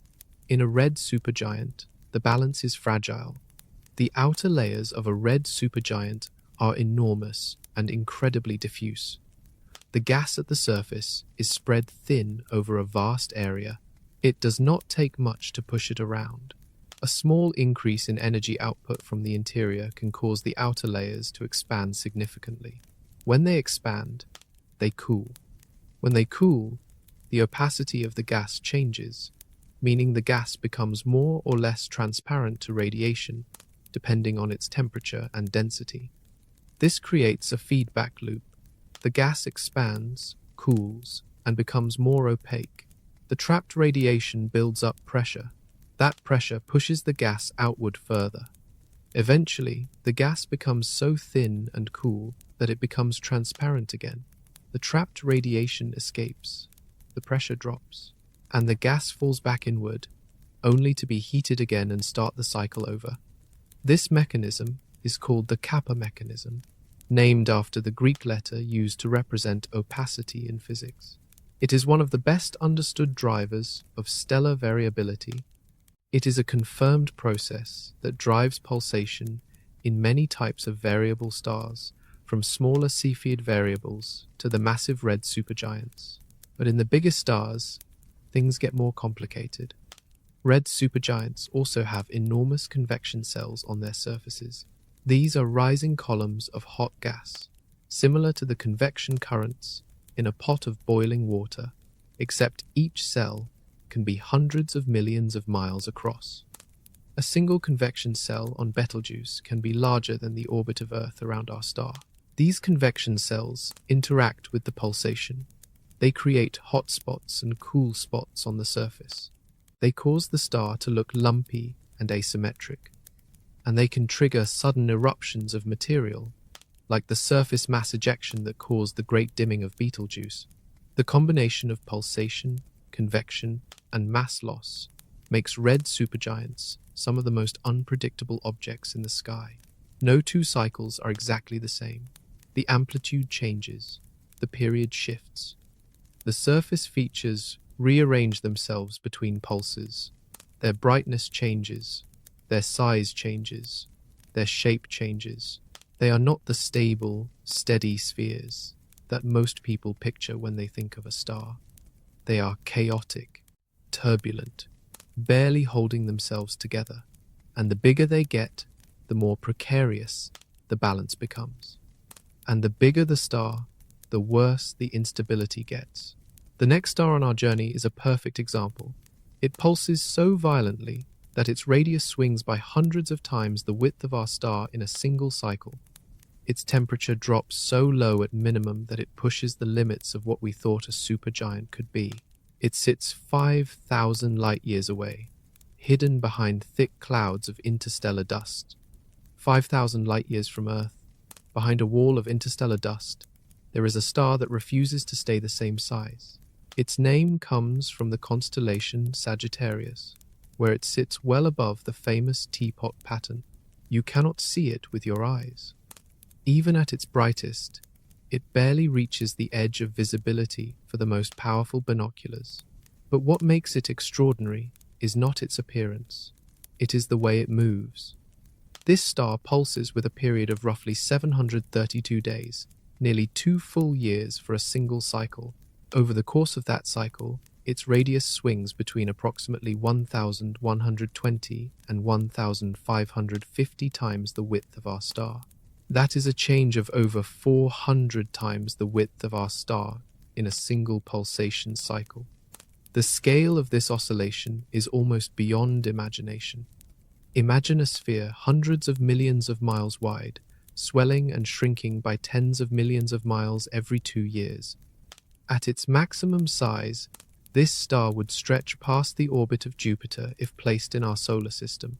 At minimum, it pulls back, but it is still enormous. The pulsation changes everything about the star. Its surface temperature swings wildly, dropping as low as roughly 4,500 degrees Fahrenheit at minimum light. That is one of the coldest temperatures ever recorded for a supergiant. Scientists have debated the true nature of this star for decades. Some classify it as a red supergiant or hypergiant, a truly massive star born with enough mass to end in a supernova. Others suggest it might be an extremely large and luminous asymptotic giant branch star, which is a different evolutionary path taken by lower mass stars. A study published in 2021 argued for the latter interpretation, which would make this the most luminous star of its kind ever found. The distinction matters. If it is a true supergiant, it will explode one day.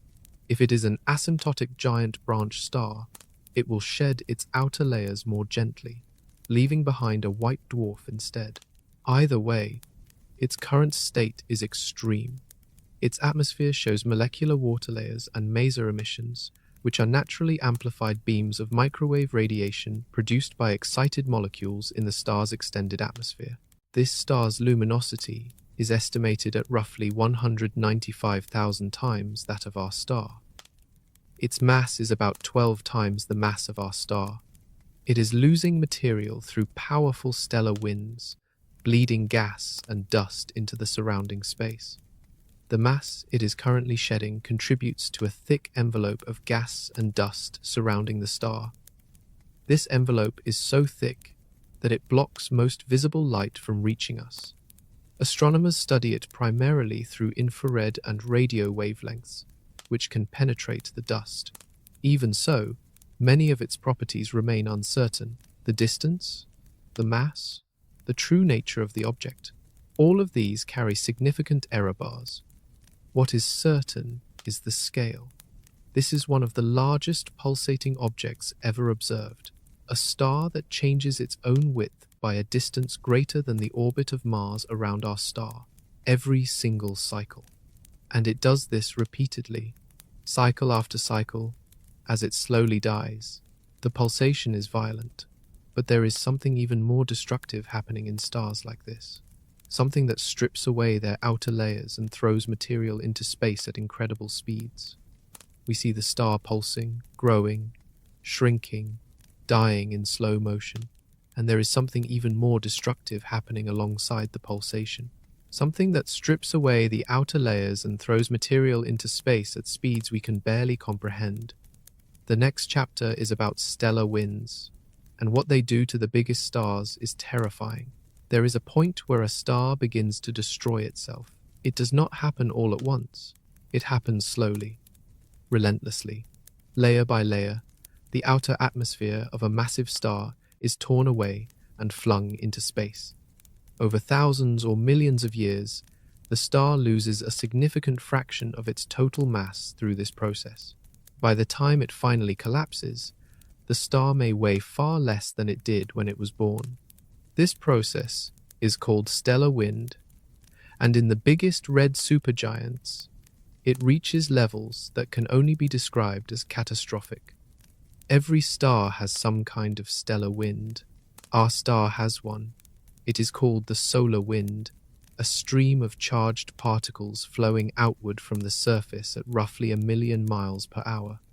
But the solar wind is gentle. It carries away only a tiny fraction of the star's mass each year. At the current rate, our star will lose less than 1/10 of its mass over its entire 10 billion year lifetime through wind alone. Red supergiants are different. The stellar winds from these dying giants are thousands to millions of times stronger than what our star produces. A red supergiant can lose the equivalent of one Earth mass every few weeks. Entire worlds worth of gas, ripped from the surface and hurled outward. Some of the most extreme examples shed material at rates equivalent to an entire Earth mass every few days. Over thousands of years, that adds up to entire planets' worth of gas and dust hurled into the surrounding space. The mechanism behind this extreme mass loss is still being studied. Scientists believe it involves a combination of factors. Radiation pressure plays a major role. The luminosity of a red supergiant is so enormous that the light itself pushes on the atoms and dust grains in the outer atmosphere, accelerating them outward. Pulsations contribute too. As the star's outer layers expand during each pulse cycle, some of the material reaches escape velocity and never falls back down, and convection adds another layer of violence. The massive rising and sinking currents on the star's surface can launch clumps of material outward like eruptions. The result is a star that is literally tearing itself apart from the outside in. The ejected material does not simply vanish, it forms enormous shells and clouds around the star. These circumstellar envelopes, as scientists call them, can stretch for light years in every direction. They contain dust, water molecules, carbon monoxide, silicon compounds, and many other molecules. In some cases, the envelopes are so thick that they completely obscure the star itself, hiding it from view at visible wavelengths. You can only see the star through infrared or radio telescopes that can peer through the dust. This mass loss has profound consequences for the star's evolution.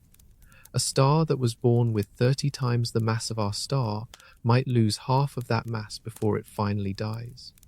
The amount of mass remaining in the core at the moment of collapse determines whether the remnant is a neutron star or a black hole. So the stellar wind does not just shape the star's appearance, it shapes its destiny. It determines the type of explosion, the type of remnant, and the amount of heavy elements scattered into the galaxy. And here is something that should give you pause. The stellar wind from a single red supergiant over its entire lifetime can contribute more material to the interstellar medium than the supernova explosion itself.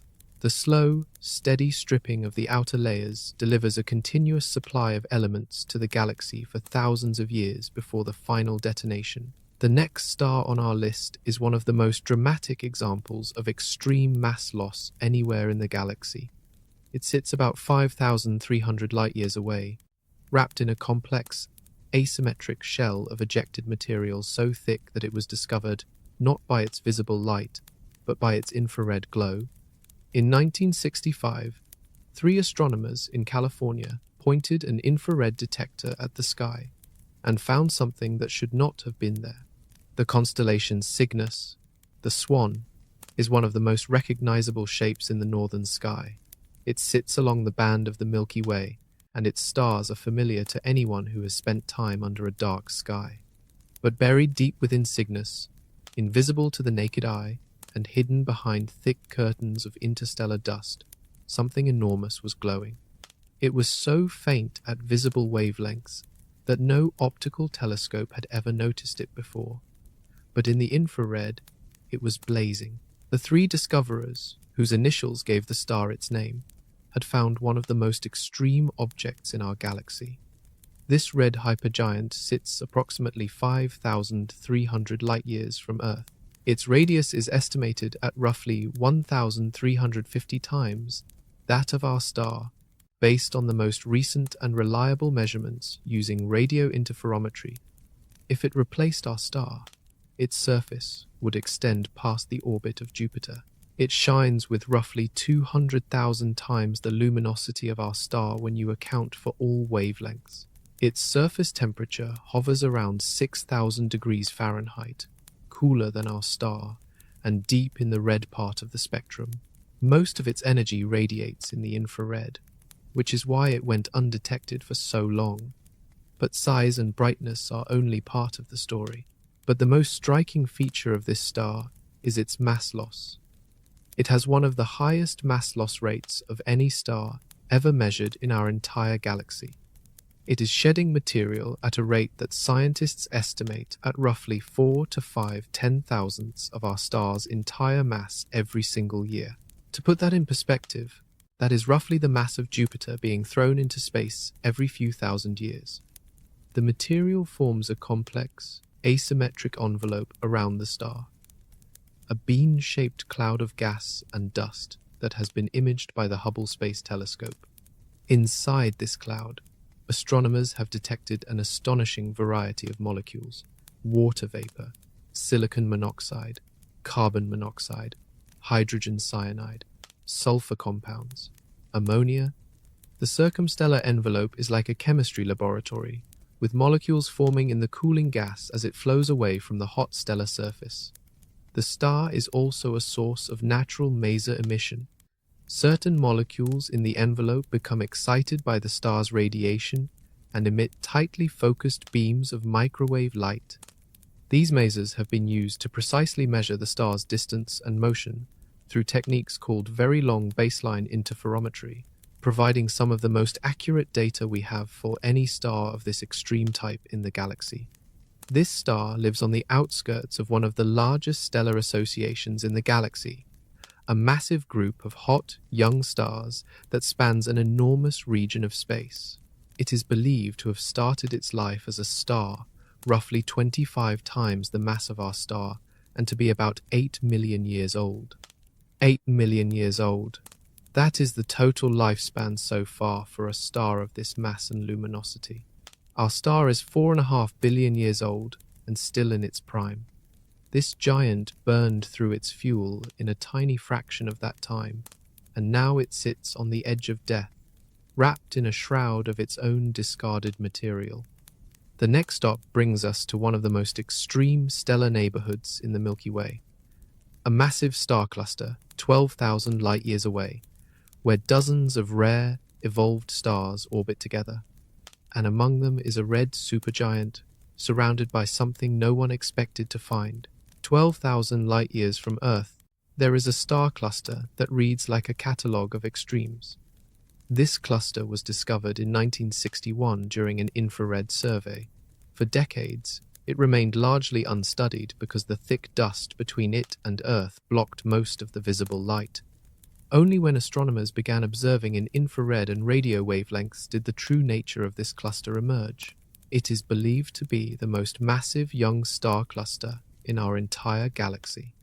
Packed inside a relatively small volume of space are 6 yellow hypergiants, 4 red supergiants, 24 Wolf-Rayet stars, a luminous blue variable, and a magnetar, a type of neutron star with an incredibly powerful magnetic field.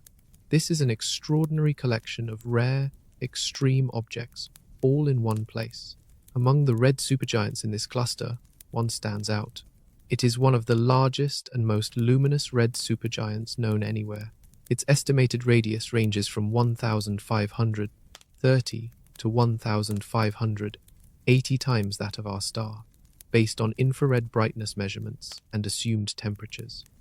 If you dropped it into the center of our solar system, it would swallow every planet out to Jupiter and reach significantly beyond. Its luminosity is estimated between 320,000 and 380,000 times that of our star. Those are extraordinary numbers, placing it among the most energetic, cool stars in the galaxy. But the most remarkable discovery came in 2013. Astronomers using the European Southern Observatory's Survey telescope found that this star is surrounded by a glowing cloud of ionized hydrogen. This is the first time an ionized nebula had been observed around a red supergiant through its optical emission lines. The nebula stretches over 1 parsec, roughly 3.3 light-years, from the star itself. That finding was puzzling. Red supergiants are too cool to ionize hydrogen on their own. The ultraviolet radiation needed to strip electrons from hydrogen atoms simply is not present at the surface temperatures these stars reach.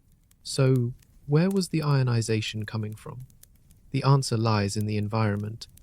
This star lives inside a cluster filled with dozens of extremely hot blue stars and Wolf-Rayet stars. These neighbors pump out intense ultraviolet radiation. Scientists believe this external radiation is what ionizes the gas around the red supergiant. The ejected material from the dying giant drifts outward and is then lit up by the fierce radiation of its neighbors. The result is eerie. A massive, cool, red star sitting inside a glowing cocoon of ionized gas. A dying giant being illuminated by the very stars it was born alongside.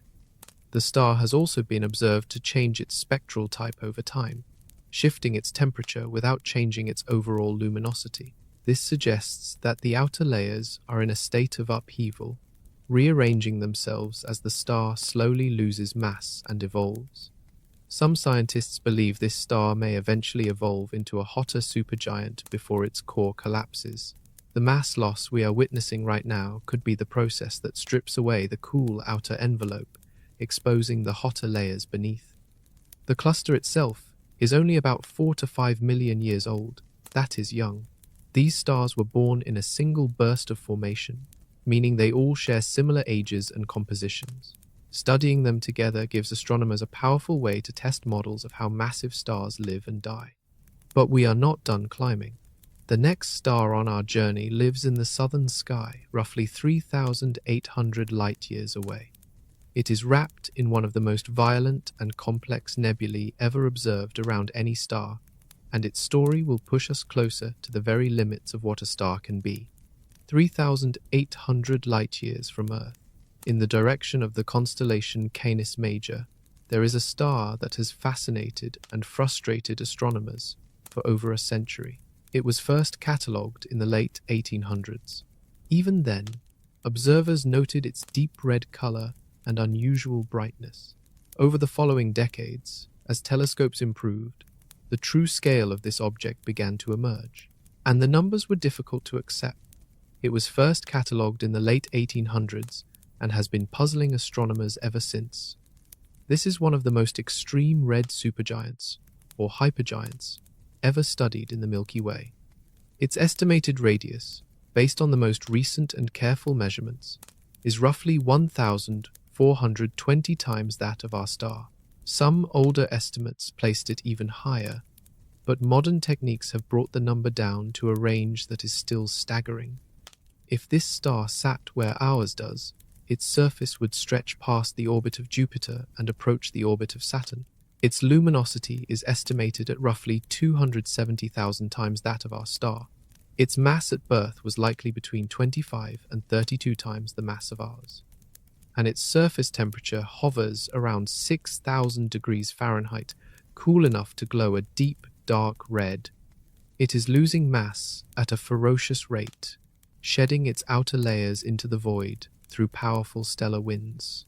The material it expels does not simply drift away quietly. What sets this star apart from the others we have visited is the carnage surrounding it.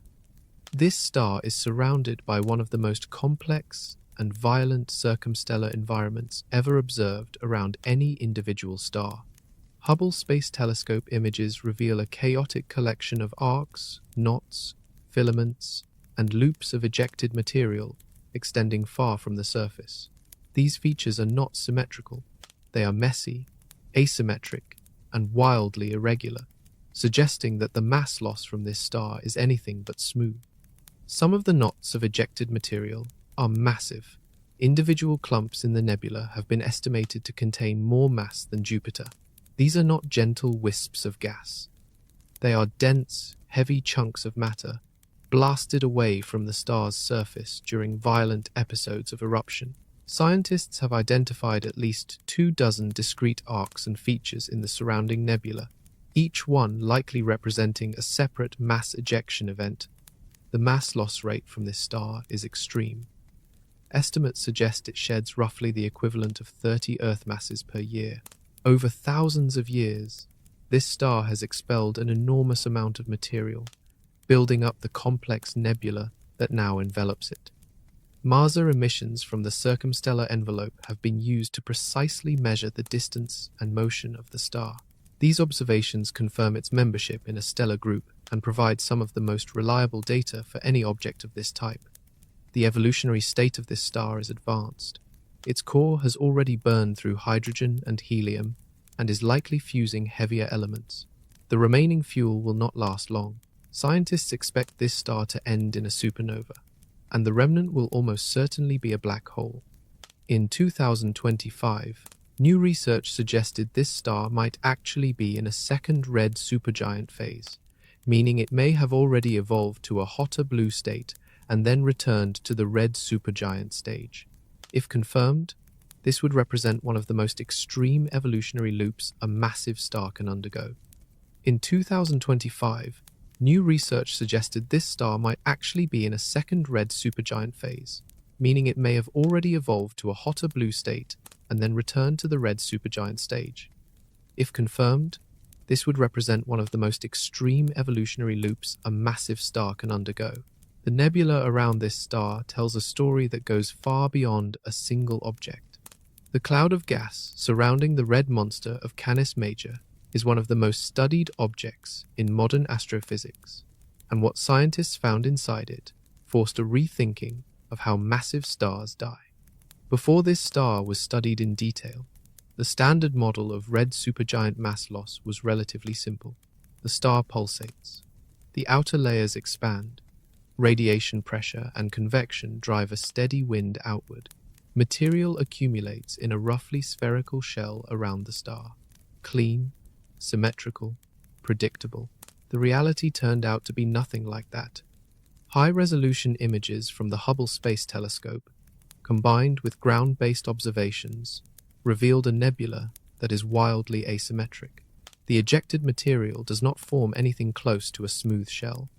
Instead, it creates a complex, chaotic, three-dimensional structure with arcs extending in multiple directions, dense knots scattered throughout, and filaments connecting different regions like a web. Scientists have identified features in this nebula that suggest the mass loss happened in distinct, violent episodes rather than a continuous wind. Each arc and clump appears to correspond to a separate eruption event, with different ages and velocities. By tracing the motions of these features backward in time, astronomers have reconstructed a rough timeline of the star's eruptive history over the past few thousand years.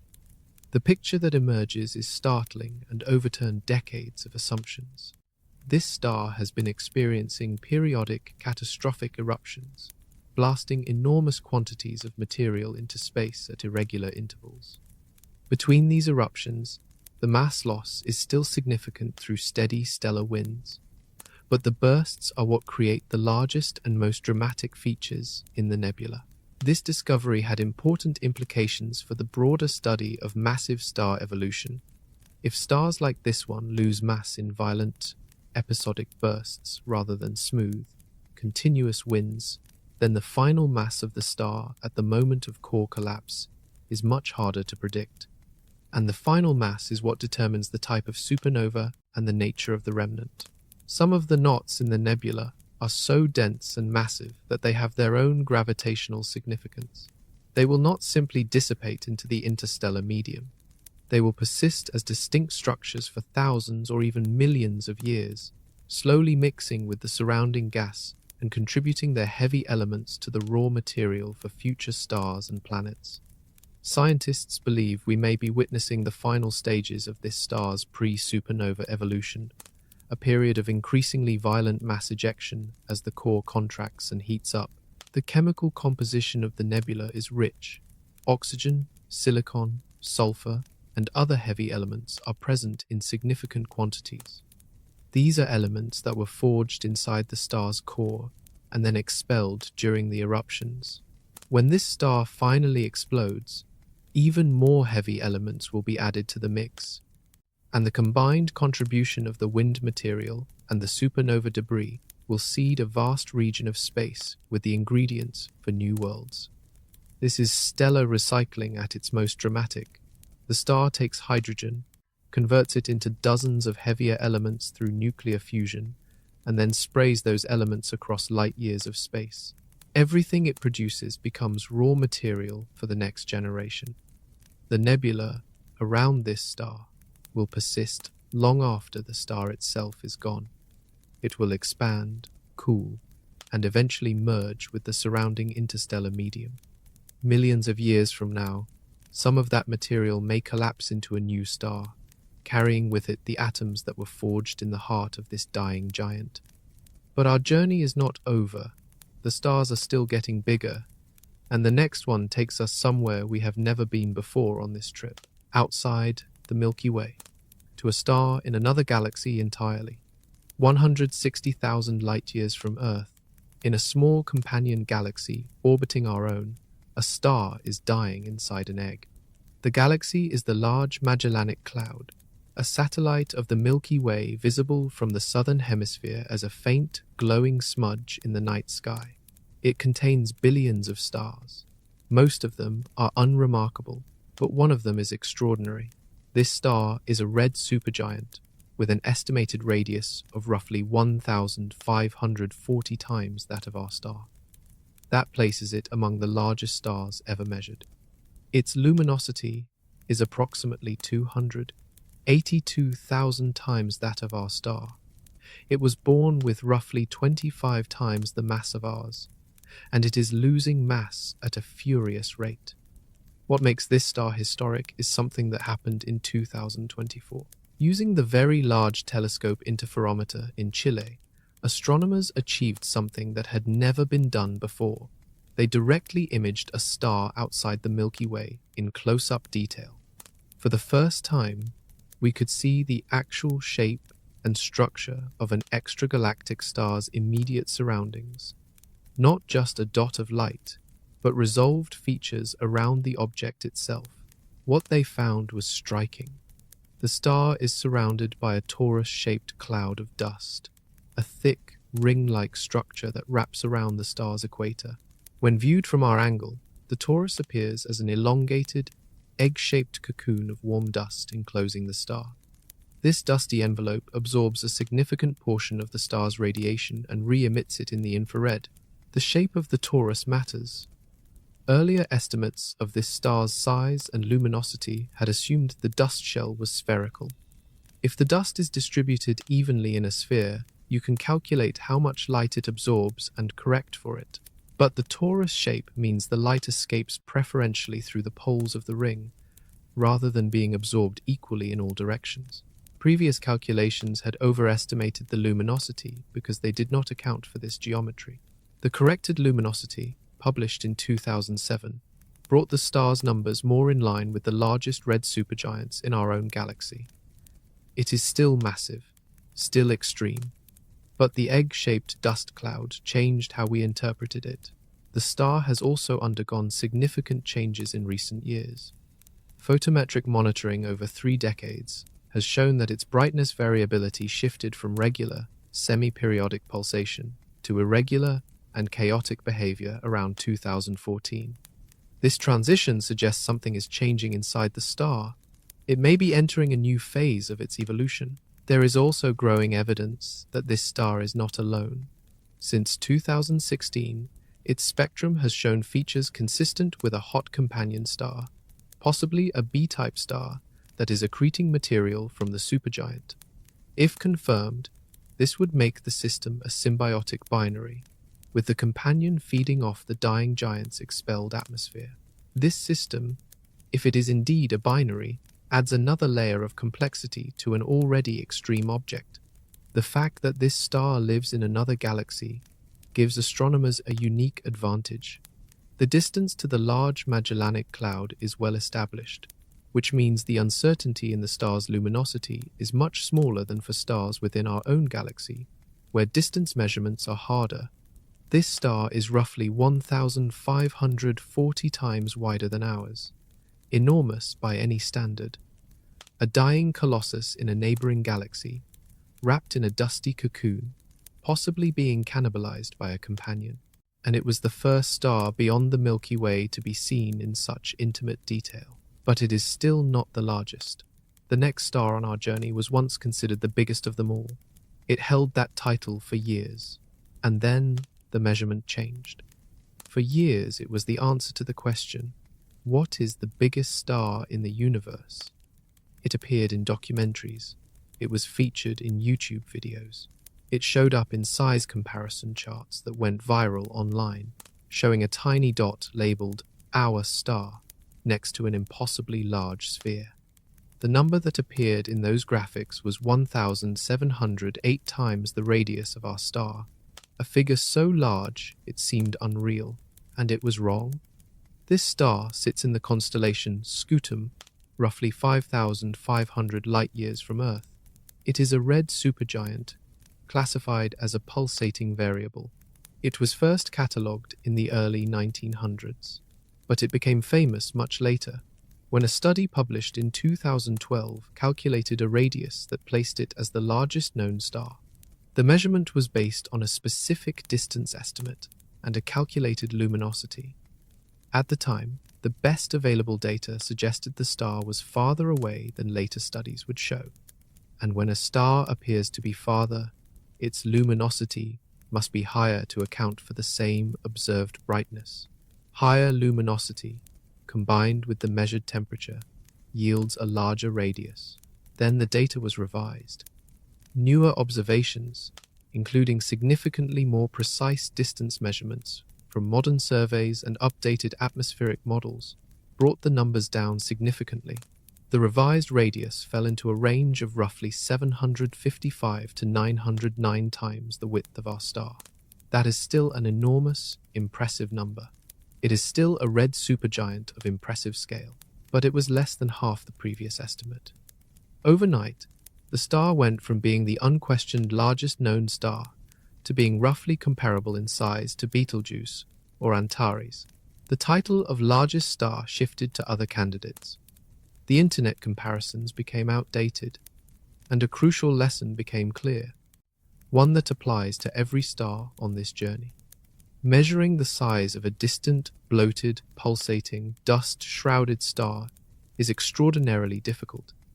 Small changes in the assumed distance can cause enormous changes in the calculated radius. And for the most extreme stars, the uncertainty can be massive. This star is still a genuinely fascinating object in its own right. It is a massive, evolved, red supergiant in the late stages of its life. It pulses with a period of roughly 740 days. Its brightness varies significantly over that cycle. It is losing mass through stellar winds. It is surrounded by a cloud of ejected material, and it will eventually die in a supernova. Scientists continue to study this star, refining its properties with each new observation. Its exact size may shift again as better data arrives, but its fall from the top of the size chart illustrates a fundamental challenge in this field. The title of largest star is not permanent. It depends on the quality of the latest measurements. A single new study, a single revised distance, can reshuffle the entire list. This has happened before, and it will happen again. As better telescopes come online and better measurement techniques are developed, the numbers will continue to change. Some stars currently considered modest may turn out to be much larger than we thought. Some current giants may shrink when remeasured. This is important because every size record in astronomy is provisional. When you hear that a star holds the title of largest, remember that the title comes with fine print. The number depends on the distance, the temperature, the model, and the moment in time when the measurement was taken. The question is not just which star is biggest right now. The question is whether our measurements will ever be precise enough to give a permanent, definitive answer. And that is exactly the problem the next chapter addresses. We have been climbing a ladder of size throughout this journey, each star bigger than the last, each number more extreme. But behind every one of those numbers is a chain of measurements, assumptions, and uncertainties that most people never see. The truth is, the largest stars in the universe are also the hardest to measure accurately, and the reasons go deeper than you might expect. The challenge begins with the most fundamental measurement in astronomy: distance. Every calculation of a star's physical size depends on knowing how far away it is. If the distance is wrong by 20%, the radius estimate can be wrong by the same amount or more. For nearby stars, parallax measurements from spacecraft like Gaia can pin down distance with great precision. But the biggest red supergiants tend to be thousands of light years away, where parallax angles become tiny and the measurements carry large error bars. Even a 10% error in distance can translate to a 20% error in the final radius estimate. That alone is enough to move a star up or down several places in the rankings. Then there is the problem of the star itself. Red supergiants are not clean, well-defined objects. They do not have sharp edges. Their outer atmospheres are so diffuse that they fade gradually into the surrounding space. Where the star ends and the circumstellar material begins is a judgment call. Different wavelengths of light reveal different apparent sizes. If you observe in the infrared, the star looks larger because you are picking up emission from warm dust in the surrounding envelope.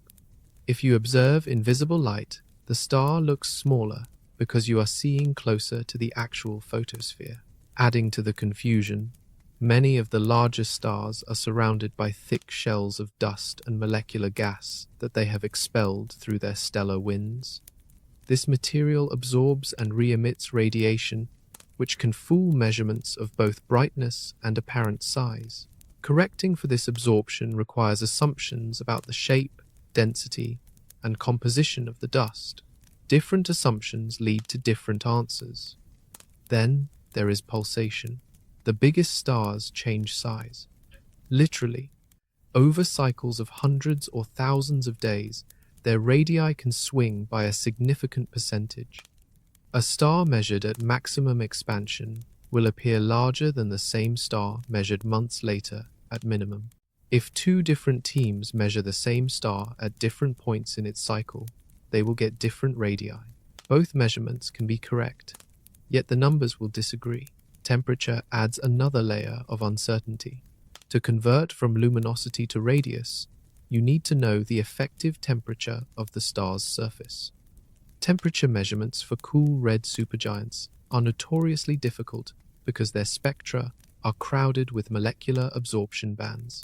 Small changes in the assumed temperature can shift the calculated radius by hundreds of times the width of our star.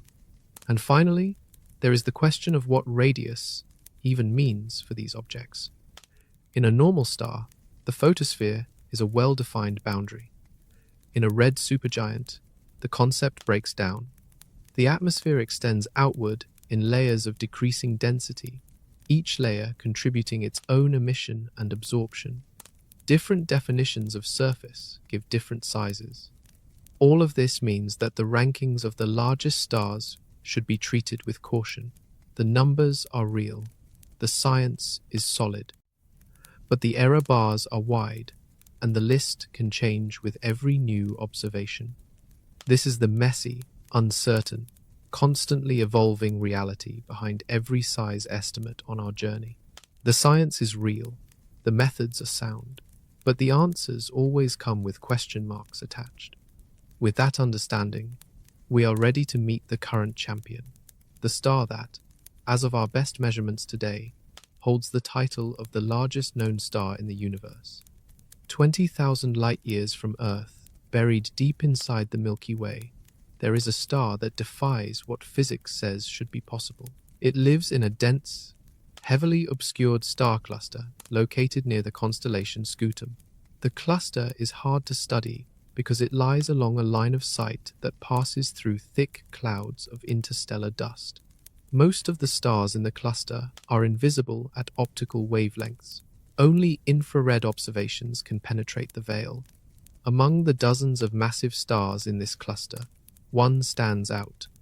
Its estimated radius is roughly 2,150 times that of our star. 2,150. That is the current best estimate based on luminosity calculations and temperature measurements published in a 2012 study. Let that number sink in for a moment. If you placed this star at the center of our solar system, its surface would extend far past the orbit of Saturn. It would reach approximately to the orbit of Uranus. Mercury, Venus, Earth, Mars, Jupiter, and Saturn would all be inside this single star. The volume it occupies is roughly 10 billion times greater than the volume of our star. Its luminosity is estimated at roughly 440,000 times that of our star. That places it among the most luminous cool stars in the entire Milky Way. Its surface temperature is around 5,800 degrees Fahrenheit, cool enough to glow deep red, with most of its energy radiating in the infrared. It is classified as a red supergiant, spectral type M6, one of the coolest supergiants known. The mass it was born with is uncertain, but estimates place it somewhere between 12 and 40 times the mass of our star. It is losing material through stellar winds, and its current mass may be significantly lower than its birth mass. The mass loss rate is not precisely known, but it is believed to be substantial. Like all red supergiants of this scale, it is bleeding material into the surrounding space, contributing heavy elements to the interstellar medium. Finding this star was not easy. The cluster it belongs to is one of the most heavily reddened star clusters known, meaning that the interstellar dust between us and the cluster absorbs enormous amounts of visible light. Without infrared telescopes, this star and its entire cluster would be completely invisible. The star was identified as a member of the cluster through its infrared colors and brightness. Its extreme luminosity and cool temperature place it in the upper right corner of the Hertzsprung-Russell diagram, the region occupied by the most extreme red supergiants and hypergiants. But here is the problem that haunts this measurement. Everything about this star depends on the assumed distance to the cluster. If the cluster is closer than currently estimated, the star is less luminous and therefore smaller. If it is farther, the star could be even larger. Distance measurements for objects 20,000 light-years away, behind thick dust, in the crowded inner regions of the galaxy, carry significant uncertainty. Scientists have used multiple methods to estimate the distance, including radial velocities and comparisons with other clusters. The current consensus places the cluster at roughly 6 kiloparsecs, or about 20,000 light-years, but this number could shift as better data becomes available. And the distance is not the only uncertainty. The temperature, the extinction from dust, and the exact luminosity all carry their own error bars. Each one affects the final radius number. Even with that caveat, the scale is extraordinary. No other star currently measured comes close to the estimated radius of this object. It sits alone at the top of every size comparison chart. And the deeper question is not whether the measurement is perfect. The deeper question is whether a star this large should exist at all. Let us try to picture it. Take the largest known star and place it where our star sits right now. Drop it into the center of our solar system and see what happens. The first thing you would notice is that everything close is gone. Mercury, Venus, Earth, Mars. All of them would be deep inside the star. Not just near the surface, deep, hundreds of millions of miles below the outer edge. At Earth's current distance from the center, about 93 million miles, we would be so far inside this star that the surface would still be over 1 billion miles above us. Jupiter would be inside the star too. At roughly 484 million miles from the center, Jupiter's orbit falls well within the radius of this giant. It would be engulfed. Its moons, its rings of faint dust, its massive atmosphere of hydrogen and helium, all of it consumed. Saturn, sitting at roughly 890 million miles from the center, might survive, barely. Depending on the exact radius estimate and the phase of the star's pulsation, Saturn could be just outside the surface, orbiting through the thin, extended outer atmosphere. Or it could be swallowed completely. Everything, from Mercury to Saturn, the entire inner and middle solar system, replaced by the interior of a single star. Uranus and Neptune would remain outside, orbiting in the cold, dark space beyond the star's edge. But everything between here and there, every world, every moon, every asteroid, every comet in the inner and middle solar system would cease to exist as independent objects. They would simply be swallowed. Now, what would conditions be like inside this object? At the star's surface, the temperature is roughly 5,800 degrees Fahrenheit. That is actually cooler than the surface of our star, which sits around 10,000 degrees. But the density at the surface of this giant is almost nothing.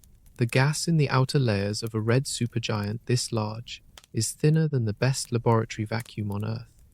You could theoretically fly a spacecraft through the outer regions of this star and encounter fewer particles per cubic inch than you would in an empty sealed container on our planet. That is one of the strangest things about these stars. They are enormous, but they are mostly empty space. The mass is concentrated in the core, which is relatively tiny compared to the overall size. The outer layers are just a thin, hot fog stretching across 1 billion miles. The gravity at the surface of this star would be almost undetectable compared to the surface gravity of our star. Because the mass is spread so thin, the gravitational pull at the edge would be a tiny fraction of what we experience on Earth. This weak surface gravity is part of why the star can grow so large in the first place. There is simply not enough gravitational force at the edge to hold the material down. The radiation pressure from the interior pushes it outward, and gravity cannot push it back. If you were somehow standing at the surface of this star, looking inward, you would see nothing. The gas is too diffuse to block your line of sight. You would be standing in a faintly glowing red fog, with no visible ground beneath you and no clear sky above. Just a gradually brightening haze as you look toward the distant core, 1,000 times the width of our star away. This is the scale of the largest known star, a volume that could contain 10 billion copies of our star. A sphere so large that light itself, traveling at 186,000 miles per second, takes over 8 hours to cross from one side to the other. And according to current theory, it should not exist. There is a limit to how large a star can grow. It is called the Hayashi limit, and it represents a boundary in the physics of stellar structure. The idea is straightforward. As a star expands and cools, its outer layers become convective, meaning the energy is transported outward by rising and sinking currents of gas rather than by radiation. There is a minimum temperature at which a star of a given luminosity can maintain this convective structure. If it cools below that temperature, the physics says it should become unstable and either collapse or shed its outer layers until it reaches a stable state. For the most luminous red supergiants, this boundary sits at a radius of roughly 1,500 times that of our star. Stars can approach this limit, but the models say they should not significantly exceed it. The Hayashi limit is a theoretical wall. The largest known star appears to be on the other side of that wall. At 2,150 times the radius of our star, this object significantly exceeds the Hayashi limit. Its size places it in a region of the Hertzsprung-Russell diagram, where stellar models say stable stars should not exist. This has led to significant scientific debate about what this star actually is, how it got there, and whether our models need to be revised. There are several possible explanations that scientists have proposed, and none of them are simple. The first possibility is that the measurement is wrong.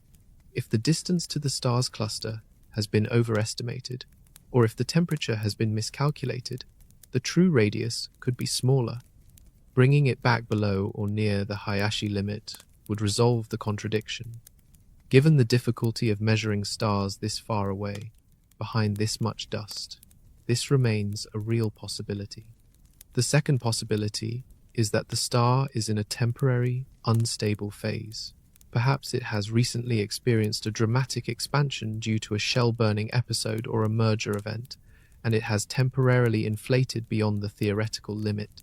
If so, it would be expected to contract or shed material until it returns to a stable configuration. We might be catching it in a brief, extreme moment. The third possibility is the most exciting. Our models might be incomplete. The Hayashi limit was derived using certain assumptions about how convection works in the outer layers of massive stars. If those assumptions are wrong, if convection in real stars behaves differently than in models, then the limit itself might be wrong. Discovering a star that exceeds the limit could be evidence that our understanding of stellar physics needs to be updated. Several researchers have explored this third option.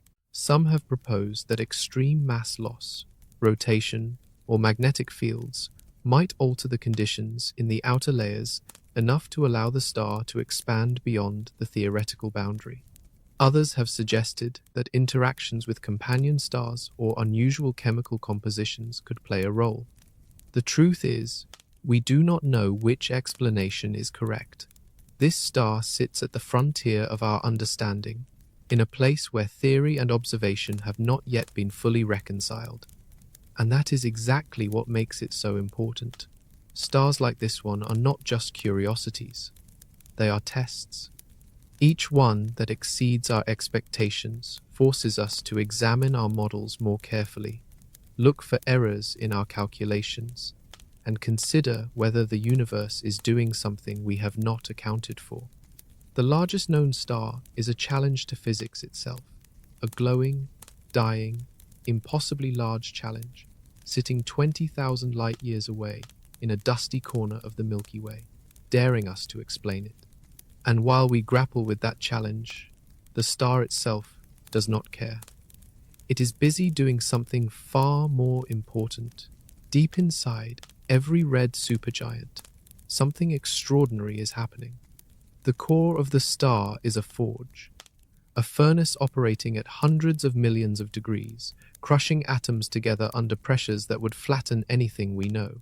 And inside that forge, the universe is building the elements that make everything possible. We have talked about fusion earlier in this journey.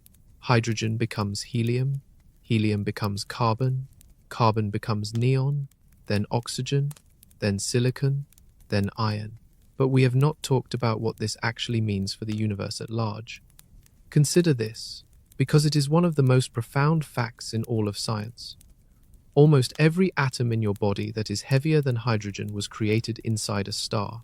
The carbon in your muscles, the oxygen you breathe, the iron in your blood, the phosphorus in your DNA, the calcium in your teeth. All of it was manufactured inside the core of a massive star, transported to the surface through convection and dredge-up processes, and then either expelled through stellar winds or released in the final supernova explosion. The red supergiants we have been visiting are the primary factories for this process. During their bloated, dying phase, they are actively shedding heavy elements into the galaxy through their intense mass loss. Carbon, oxygen, and silicon-rich dust grains form in the cooling outflows around these stars, condensing from the hot gas like snowflakes forming in a winter storm. These dust grains drift into interstellar space, mix with hydrogen clouds, and eventually become part of new collapsing regions where future stars and planets will form. When the core finally reaches iron and collapses, the supernova itself does something even more remarkable. The extreme temperatures and neutron densities during the explosion trigger a process called rapid neutron capture. Free neutrons slam into atomic nuclei faster than those nuclei can decay. This builds up heavier and heavier elements in fractions of a second: gold, platinum, uranium, thorium. Every element heavier than iron on the periodic table was created through this process, or one similar to it, during the death of a massive star. The gold in a wedding ring was forged in the final seconds of a supernova. The iodine in your thyroid was produced the same way. The zinc that helps your immune system function was born in a stellar explosion billions of years ago. That is confirmed science, supported by spectroscopic observations of supernova remnants and by nuclear physics calculations. The red supergiants on our journey are all at various stages of this process. Some are still forging carbon and oxygen. Others have moved on to silicon. At least one of them, perhaps the largest, may be approaching the iron wall, the point of no return where the core can no longer produce energy through fusion and must collapse. When that collapse happens, the explosion will scatter the star's carefully forged elements across dozens of light years. Over millions of years, that material will cool, drift, and mix with the surrounding gas. Some of it will be incorporated into new molecular clouds. Those clouds will collapse under their own gravity. New stars will ignite at their centers. Planets will form in orbits around them. And on some of those planets, under the right conditions, the heavy elements will arrange themselves into molecules, then cells, then organisms, then minds, capable of wondering where it all came from. That is the grand cycle of the cosmos. Stars forge elements, stars die. The elements become new stars and new worlds, and the process continues. Every red supergiant is a link in that chain. Every one of them is building the ingredients for whatever comes next. We are, in a very literal sense, the recycled remains of ancient stellar furnaces. The story of the larger stars is really the story of where everything comes from. We have traveled from our own star to the largest known object in the sky. We have crossed the Milky Way and even reached into a neighboring galaxy. We have measured stars hundreds, thousands, and over 2,000 times the width of our star. But here is the question that every astronomer working in this field asks themselves. Is there something bigger? The honest answer is, almost certainly. We have only surveyed a fraction of the stars in our galaxy. The Milky Way contains roughly 200 to 400 billion stars. We have detailed measurements for a tiny percentage of those. The most extreme objects tend to be hidden behind thick curtains of interstellar dust, buried in crowded star-forming regions, or simply too far away for current telescopes to study in detail. The largest known star was not discovered because anyone went looking for the biggest star. It was found during a survey of a heavily obscured star cluster that most astronomers had barely studied. It showed up in the data almost by accident. There could be others like it, sitting in clusters we have not yet catalogued, in regions of the galaxy we have not yet surveyed. Infrared and radio telescopes have opened up vast new windows into the hidden regions of the Milky Way. The dust that blocks visible light is transparent at these longer wavelengths. Missions like the James Webb Space Telescope and future ground-based observatories will allow astronomers to probe deeper into the galaxy's obscured zones than ever before. It is entirely plausible that within the next decade, a new star will be measured with a radius exceeding 2,150 times that of our star. There is also the question of other galaxies. The imaging of the giant in the Large Magellanic Cloud in 2024 proved that we can now resolve individual massive stars in nearby galaxies. As this technique improves, astronomers will be able to measure the sizes of red supergiants in dozens of satellite galaxies and beyond. Different galaxies have different chemical compositions, different star formation histories, and different environments. It is possible that the conditions in some other galaxy allow stars to grow even larger than anything in the Milky Way. Then there are the unknowns. Theoretical models suggest that the size limit for red supergiants depends on factors like metallicity, rotation, mass loss rates, and binary interactions. These factors vary wildly across different environments. There may be extreme stars in exotic conditions, perhaps in low metallicity galaxies where stellar winds are weaker and stars can retain more of their mass, growing even larger before they die. What we know for certain is this: the universe has been building stars for over 13 billion years. It has had countless opportunities to create objects at the very edge of what physics allows. We have only been looking with the right tools for a few decades. The largest star we have found so far is almost certainly not the largest star that exists. Somewhere out there, behind a wall of dust, in a distant corner of the galaxy or in a neighboring galaxy we have barely glanced at, there may be a star that makes everything on our journey look small. We just have not found it yet, and that is perhaps the most extraordinary thing about this journey. We started with a star we see every day, the one that lights our world, and travelled all the way to a dying colossus 2,000 times wider than it. We watched stars that bleed carbon, stars that pulse like beating hearts, stars that rip themselves apart and scatter their remains across light years of space. Every one of those atoms, every heavy element forged in those stellar furnaces, is part of the chain that leads to us. We are made of dead stars. We are made of supernovae. We are the universe looking at itself and asking how large it can possibly get. The answer, it seems, is larger than we ever imagined, and we are still searching,